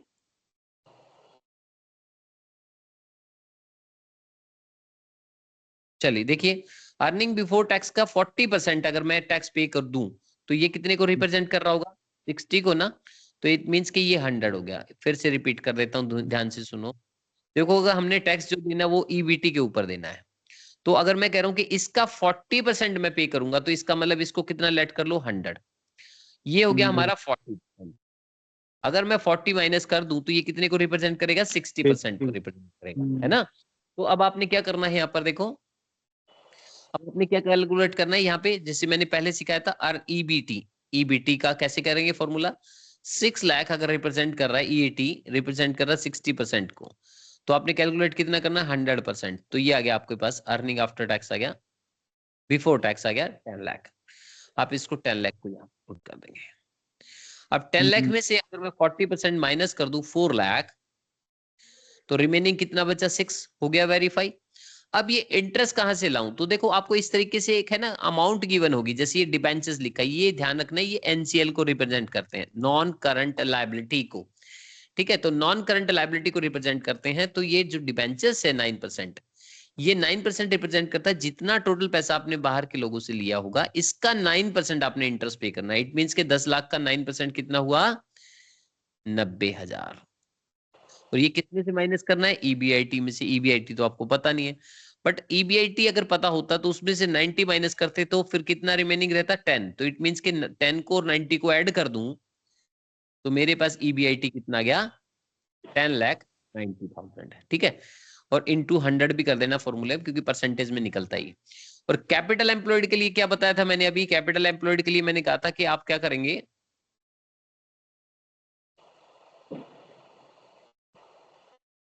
टोटल शेयर होल्डर फंड जो भी है आपके पास प्लस NCL दोनों को ऐड कर दो। तो शेयर होल्डर फंड कितने क्वेश्चन में देखो हमारे 15 लाख, और NCL कितना है हमारे क्वेश्चन में 10 लाख।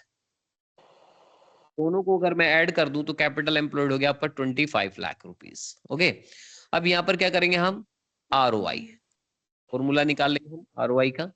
तो ROI का EBIT ऑलरेडी आप निकाल ही चुके हो, 10,90,000, 10,90,000, और कैपिटल एम्प्लॉयड कितना 25 लाख, और इनटू कर देता हूं मैं 100। तो ये कितना अमाउंट आ गया, एक बार डिवाइड करना जरा।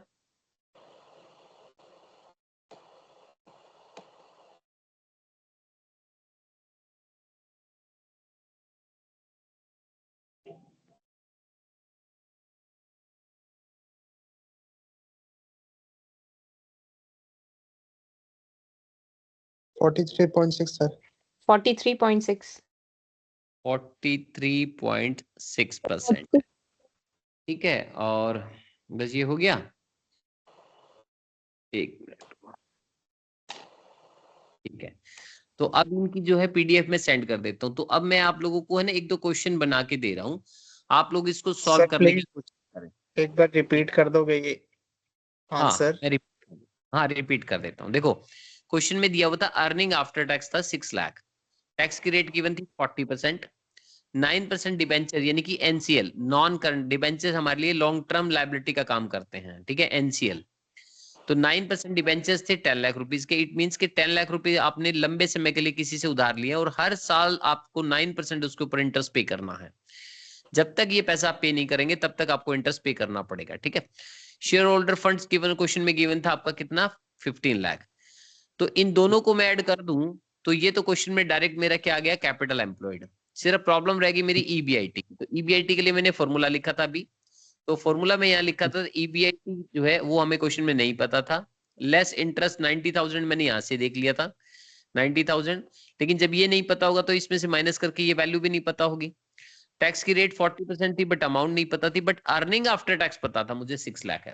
तो इट मींस के 6 लाख अगर मेरा है अर्निंग आफ्टर टैक्स, टैक्स पे करने के बाद, और टैक्स की रेट है 40%, तो टैक्स किसके ऊपर पे करना था अर्निंग आफ्टर बिफोर टैक्स के ऊपर। तो मैंने इसके ऊपर अगर 40 पे करना तो इसको लेट कर लिया 100, इसमें से 40 पे कर दिया टैक्स, जो बाकी बचा मेरा 60% वो रिप्रेजेंट करता अर्निंग आफ्टर टैक्स, जो कि किसके इक्वल है 6 लाख के। तो 6 लाख को 60 से डिवाइड किया, 100 से मल्टीप्लाई किया, तो ये 10 लाख मेरी वैल्यू आ गई। अब इसका 40% मैंने टैक्स दे दिया तो ये 6 लाख हो गया, वेरीफाई हो गया। ये 90 हमारा था ही, क्वेश्चन में ऊपर से निकाल लिया हमने। तो 10 और 90 दोनों को ऐड कर दूं तो टोटल इसका मतलब कितना रहा होगा मेरा अर्निंग बिफोर इंटरेस्ट टैक्स 10,90,000। ठीक है, अब मैं आपको एक क्वेश्चन दे रहा हूं, आपके पास 5 मिनट 7 मिनट 10 मिनट तक का मैक्सिमम टाइम है, आप उसको सॉल्व करके देखिए। अगर आपने वो क्वेश्चन सॉल्व कर दिया तो अभी तक जितने भी रेशियो मैंने कराए हैं, ठीक है, वो सब आप कर पाएंगे। ठीक है, तो मैं 5-6 क्वेश्चन मतलब 5-6 रेशियो मिला के दे रहा हूं, लेकिन वो बहुत आसानी से निकल जाएंगे। बस वो ट्रिक है एक थोड़ी सी जो आप लोगों को मैंने सिखाई है, आप मुझसे कहेंगे तो मैं करा दूंगा, लेकिन 5 मिनट एक ट्राई जरूर बनता है। ठीक है, मैं क्वेश्चन दे रहा हूं तो एक बार मैं लिख रहा हूं यहाँ पर क्वेश्चन, 1 मिनट रुको, 1 सेकेंड है।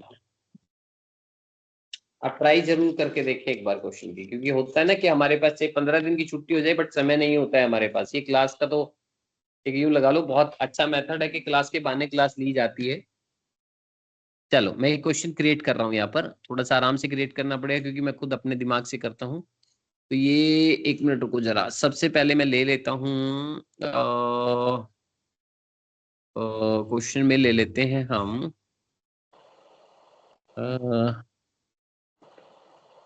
नंबर 4 बना देते हैं, 4 3 जो भी है। सबसे पहले लिखते हैं एनसीए, नॉन करंट असेट। ठीक है, नॉन करंट असेट ले लेते हैं, मान लो 15 लाख रुपए है हमारे पास। ठीक है, और एनसीआई में लिख देता हूं आप लोगों के लिए नील। ठीक है, कभी आप कंफ्यूज हो जाओ, एनसीआई जीरो माना है, बिल्कुल जीरो है ही नहीं। ठीक है, याद रखना ये बात। ओके, इसके बाद हमारे पास क्वेश्चन में है working capital. Working capital question में दिया हुआ है हमारा 5 लाख रुपए। ठीक है, और साथ में दिया हुआ है हमारा करंट लायबिलिटी 3 लाख रुपए। ठीक है, मैं रिपीट कर देता हूँ क्वेश्चन। वैसे ब्लर दिख रहा होगा, मुझे लग रहा है, वैसे ब्लर मुझे ही लग रहा है, ब्लर दिख रहा है। सर दिख रहा है सर, आप पीडीएफ भेजिए या फोटो। हाँ, अभी थोड़ा सा ठीक हुआ ना, देखो एक बार। यस ठीक सर। है सर, हाँ ठीक है सर, अभी। थोड़ा फिर हो ठीक गया हुआ, ब्लर सर। आ रहा है शायद नेटवर्क का ना। सर वो ठीक हो जा रहा है, वापस से ब्लर हो जा रहा है। आप क्वेश्चन बोल दीजिए। हाँ चलो लिखो, एनसीए जो है वो 15 लाख है, एनसीआई जो है नील, वर्किंग कैपिटल आपका 5 लाख है, क्वेश्चन में सीएल दिया हुआ है आपका 3 लाख।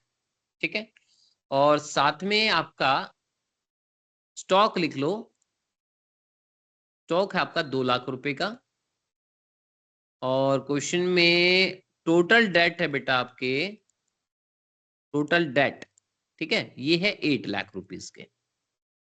और क्वेश्चन में आपको जो है क्या क्या कैलकुलेट करना है मैं यहाँ लिख रहा हूँ, अब एक बार रिपीट कर देता हूँ आपको। अच्छा, ईबीआईटी तो रह गया हमारा। अर्निंग आफ्टर टैक्स क्वेश्चन में है, अभी क्वेश्चन लिखते रहो इसके बाद। अर्निंग आफ्टर टैक्स क्वेश्चन में है, मान लीजिए आपका ले लेते हैं हम इसको 4 लाख रुपए ले लेते हैं। ओके, आसान बना देता हूँ थोड़ा सा क्योंकि कई चीजें पूछूंगा मैं इसमें। अर्निंग आफ्टर टैक्स, और टैक्स की रेट है आपका 50%। ओके, और interest on debt, interest on debt है आपका 10%। ठीक है, डेट के ऊपर जो इंटरेस्ट पे करना है, कैलकुलेट क्या करना है आपने, फाइंड करना है। ये ध्यान रखना, बहुत बड़ा क्वेश्चन है, दिखने में छोटा सा लग रहा है, इसी तरह की ट्रिकी क्वेश्चन आते हैं, बट अगर आपने एक बार ध्यान से समझ लिया तो आप बिल्कुल आराम से कर पाएंगे। पहला कैलकुलेट करना आपने करंट रेशियो, दूसरा रेश करना है आपने क्विक रेशियो, तीसरा कैलकुलेट करना है debt equity ratio, fourth number पे लेना है आपने टोटल असेट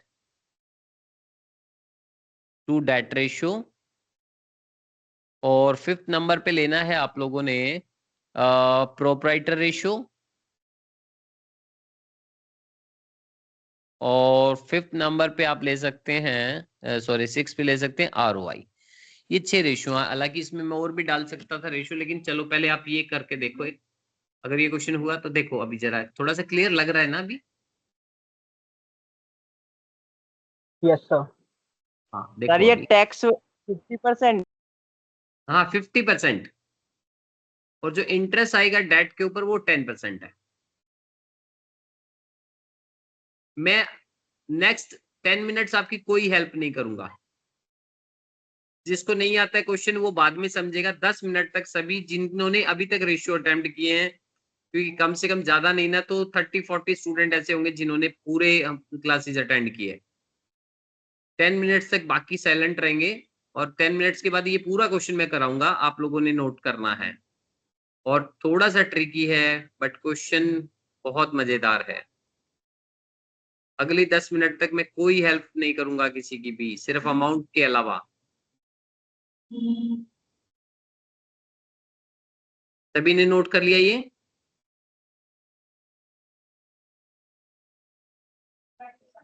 स्क्रीनशॉट ले लो, मैं फोन को रख दूं 10 मिनट के लिए एक बार। Yes sir. Sir yes sir. Okay. Sir मैंने फर्स्ट टाइम ये क्लास ले रही हूँ और मैं आउट ऑफ दिल्ली हूँ, और मेरे को ओके। इसके बारे में कोई थोड़ा सा कंफ्यूजन बहुत सारा है। हाँ, आपके पास कॉमर्स भी नहीं होगी? नहीं सर, और मैं हम्म, अभी इस वक्त आउट ऑफ इंडिया से क्लास ले रही हूँ, टाइमिंग भी ओके। बहुत ऑड है, तो आप एक काम और कर मैं सकते हैं, सुनो मैं अच्छे से आपको बता कनेक्ट नहीं देता कर हूँ। पा रही। हाँ मैं बता देता हूँ, मैं आपकी एक हेल्प कर सकता हूँ। जितनी जी भी मेरी रिकॉर्डेड क्लासें हैं, जितनी भी अभी तक की, आप एक बार जी प्लीज उनको ना उनका लिंक है ना, आप ग्रुप पे मिल जाएगा, या ये जो स्टूडेंट हैं इनमें से कोई अब प्रोवाइड करा देगा चैट बॉक्स में। तो वो आप क्लासेस है ना, एक बार प्लीज आप देख लो उनको। उसके बाद आप मेरा नंबर नोट कर लो एक बार, कभी भी उनमें से कोई भी डाउट किसी भी तरह का आता है आप मुझे व्हाट्सएप कर सकते हैं। कोई भी क्वेश्चन आपको आता है, थोड़ा सा रिप्लाई आने में टाइम जरूर लगता है बट रिप्लाई जरूर आता है, तो 1 2 दिन 3 दिन कभी कभी होता है ना, थोड़ा शेड्यूल हमारा टाइट होता है, जी तो सर, इसकी जी वजह सर। से और मेरा एक और नंबर चीज नोट कर। हाँ जी बोलिए, बोलिए सर। पूछिए आप क्या पूछ रहे थे? सर नंबर आप बता रहे थे अपना। Number 9911 911 right sir. 501 501 286। 86। रिपीट करूं? 9911501286। Right. Right sir. Right. Thank you sir. एक बार रिकॉर्डेड क्लासेस देख लेना आप, बाकी मैं पीडीएफ आपके पास सेंड कर दूंगा, आप मुझे हेलो सर लिख के भेज देना एक बार। आप जितने सर भी सर एक क्लासेस सब पीडीएफ में सेंड सर करूंगा। एक और क्वेश्चन था, जो हमारे इंटरनल असेसमेंट है वो क्या अभी ओपन हो चुके हैं या नहीं हुए, बिकॉज मुझे वेबसाइट में कुछ अब नहीं नहीं दिखा नहीं रहा। नहीं नहीं नहीं नहीं, इंटरनल अभी कहाँ से होंगे, अभी तो दिसंबर में होते हैं वो। सो उसके बाद हमारे सेमेस्टर 1 के एग्जाम अप्रोक्सीमेटली कब तक Yes, हो जाएंगे सर? ये दिसंबर आपके या मतलब मे बी जनवरी दिसंबर के लास्ट या जैन के फर्स्ट वीक में। के फर्स्ट वीक में? Right yes, sir. क्योंकि मुझे लगता है मिड दिसंबर तक तो क्लासेस ही हैं आप लोगों की। जी सर। सो सर जो हमारी एग्जामिनेशन फीस है वो दिसंबर में ही जाएगी, राइट? मुझे एग्जामिनेशन फीस का आइडिया नहीं होगा, प्लीज इस बारे में मैं नहीं हेल्प करूंगा आपकी। Thank you. मैं आपको सर हेलो लिख देती हूँ, आप उस पर लिंक भेज दीजिए सर प्लीज, अगर हो सकता है तो, तो। तो, हाँ नहीं, थैंक लिंक यू। मैं नहीं भेजूंगा, पीडीएफ भेज दूंगा, क्योंकि लिंक का मुझे भी आइडिया नहीं रिकॉर्डेड क्लासेस कहाँ होती है। बट मैं ग्रुप एडमिन को बोल दूंगा, वो आपको बता देंगे, ठीक है, वो आपको राइट व्हाट्सएप कर। Right sir, thank you sir, thank इस यू। पर ही है।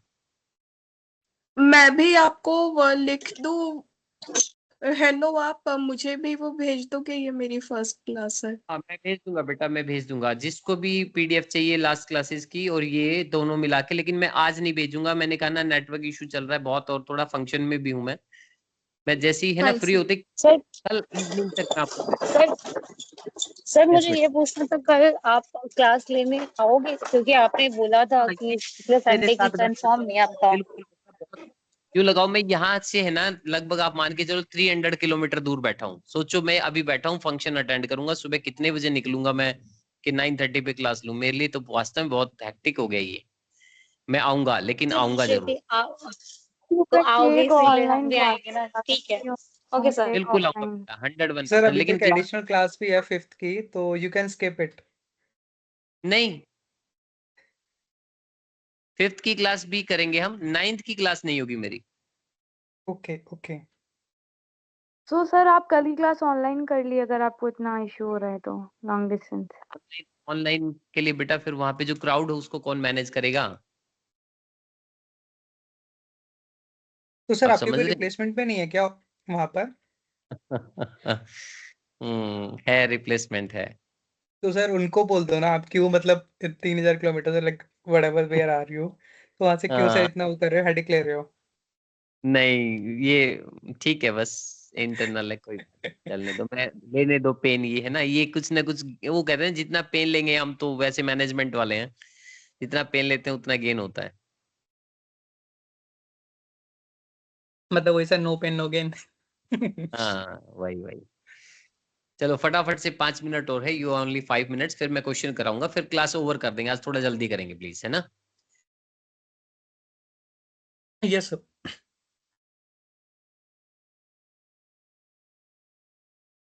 एक बार मैं फोन रख देता हूँ, काफी देर होगी हाथ में रखे हुए।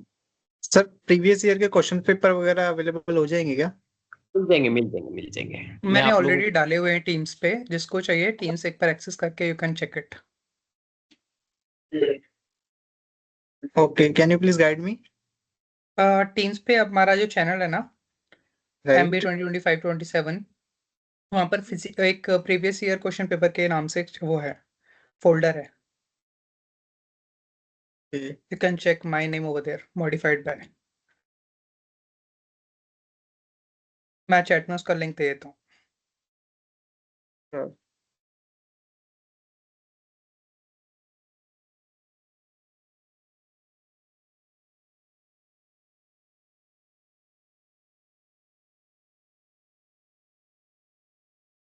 चैट बॉक्स में डाला है जिसको भी चाहिए। Okay, thank you Pravesh. No issues.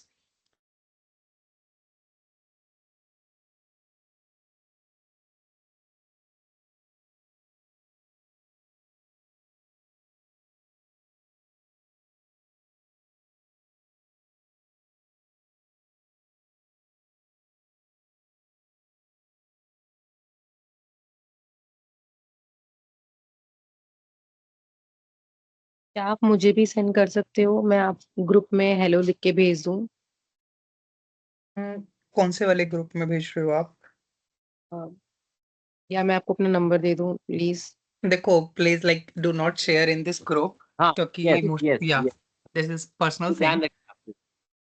Hmm.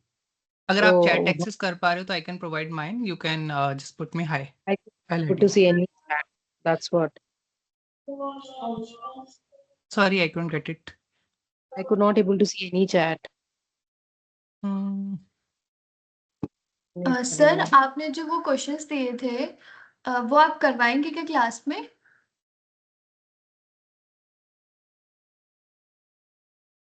Sir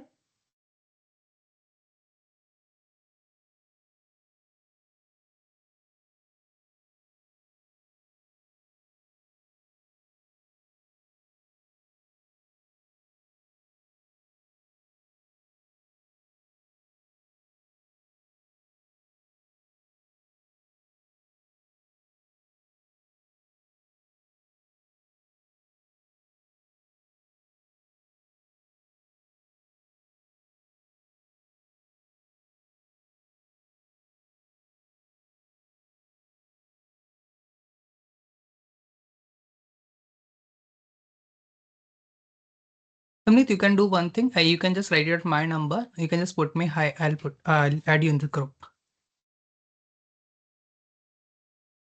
Yes. Can you please tell me your number, please? Yeah, 7532 532 022 022 114.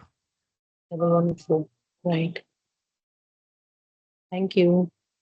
You're welcome.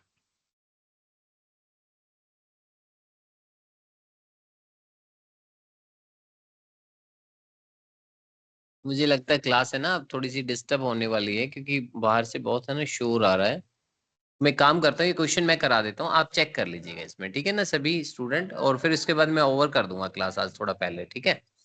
तो चलिए मैं स्टार्ट कर रहा हूँ यहाँ पर, आप सभी एक बार प्लीज इसको देख लें एक बार। क्वेश्चन में जब भी इस तरह का कोई क्वेश्चन आता है ना, कोई भी इस तरह का क्वेश्चन आता है, तो आप क्या करें, एक बैलेंस शीट बना लेंगे, ठीक है। बैलेंस शीट मैंने अभी फॉर्मेट आपको बताया था, राइट साइड में आप पुट करेंगे असेट और इधर पुट करेंगे आप लायबिलिटी, ठीक है। और मैंने यहाँ पे आप लोगों को बताया था, सबसे पहला होता है एनसीए, एनसीआई और सीए, और इधर होता है शेयर होल्डर फंड्स। और मैं कुछ क्वेश्चंस आप लोगों के पास सेंड करूंगा, इसमें हमारे पास क्या है एनसीएल और ये हमारे पास है सीएल, ठीक है। अभी हमारे पास देखो, अब एनसीए क्वेश्चन में गिवन कितना था, देखो एनसीए कितना गिवन है 15 लाख, आप यहाँ पुट कर देंगे एनसीए, ठीक है 15 लाख यहाँ पुट कर देंगे। एनसीआई मैंने क्वेश्चन में लिखा था कितना है हमारा नील, ठीक है। वर्किंग कैपिटल ये कहाँ यूज होगा यहाँ पर, ये क्वेश्चन में नहीं दिया हुआ, जिनकी फर्स्ट क्लास है उनको तो नहीं पता चलेगा, बट देखिए इसमें हमारे पास वर्किंग कैपिटल का मैं फॉर्मूला लिख रहा हूँ यहाँ पर, working capital equals to CA minus CL, ठीक है। तो वर्किंग कैपिटल क्वेश्चन में गिवन है देखो आपका 5 लाख प्लस 3 ओके, लाख। ध्यान से समझना इस क्वेश्चन को। सीएल क्वेश्चन में कितना है आपका, सीए क्वेश्चन में नहीं पता आपको, सीएल पता है आपको 3 लाख।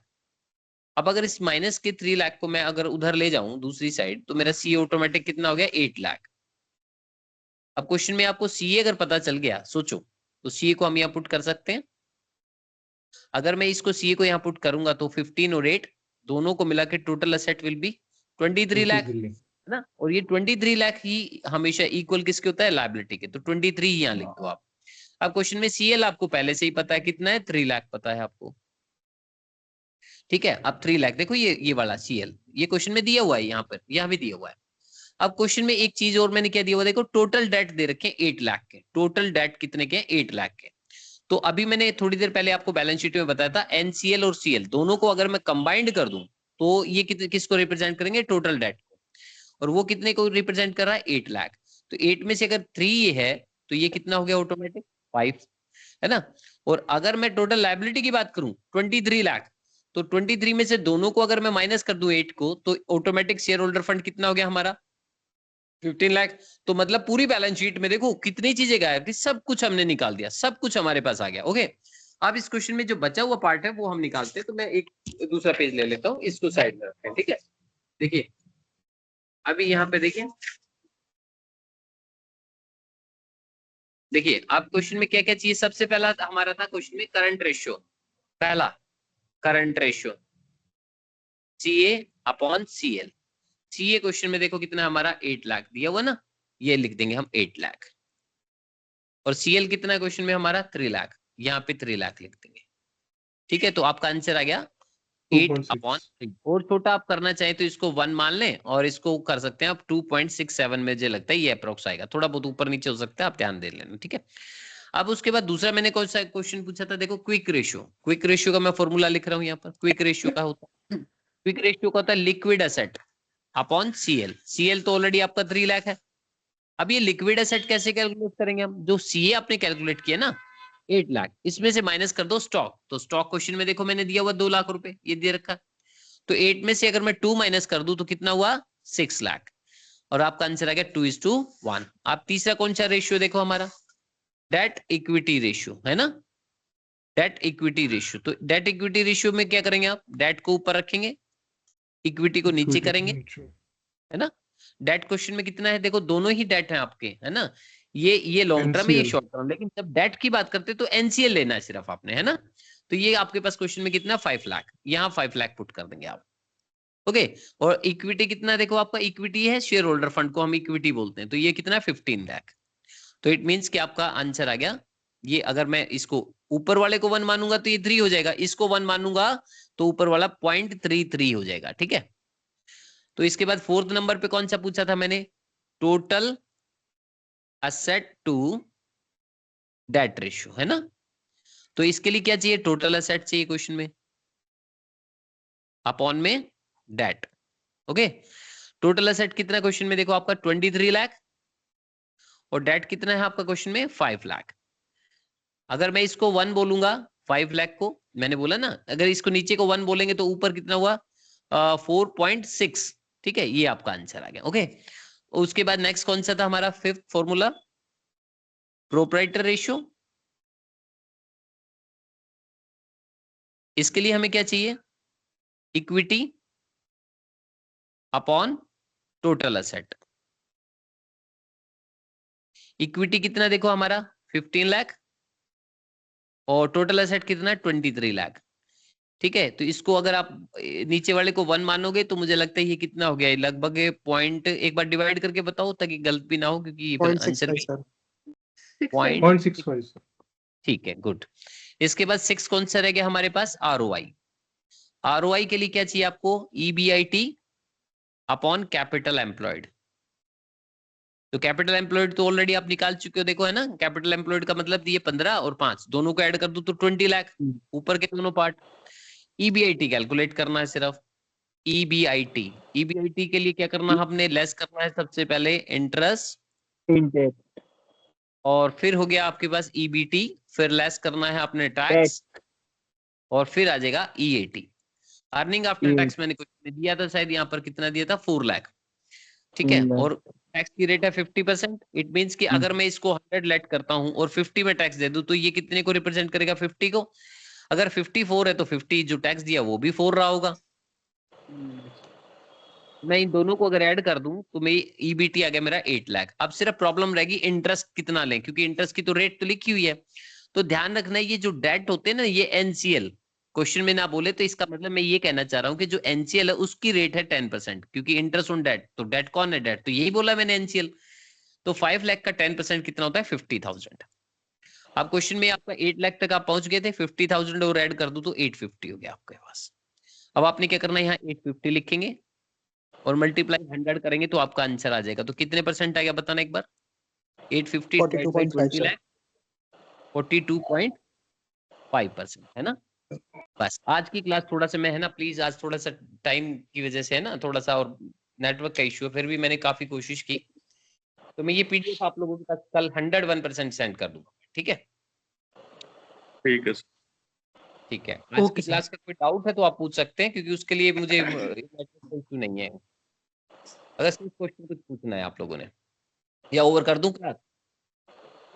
सर कल के ऑफलाइन क्लास में आएंगे आप? हाँ, 101%। मैं मॉर्निंग में, मतलब जितना जल्दी हो सके 3-4 बजे निकलूंगा, तब मुझे लगता है मैं पहुंच जाऊंगा 5-6 घंटे में तो आराम से। ओके सर, और 5th को भी है सर, तो 5th को भी आएंगे? 5th को भी आऊंगा, लेकिन 9th को नहीं आऊंगा, ये 101% श्योर है। Okay sir, thank you.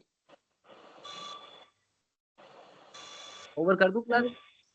Yes sir. Yes sir. Yes sir. Thank you so much for cooperation. Thank you so sorry much. Sir, next class कब होगी? Thank you sir.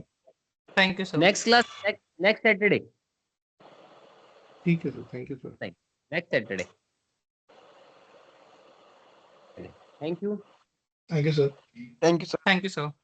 Thank you. Thank you sir. Thank you.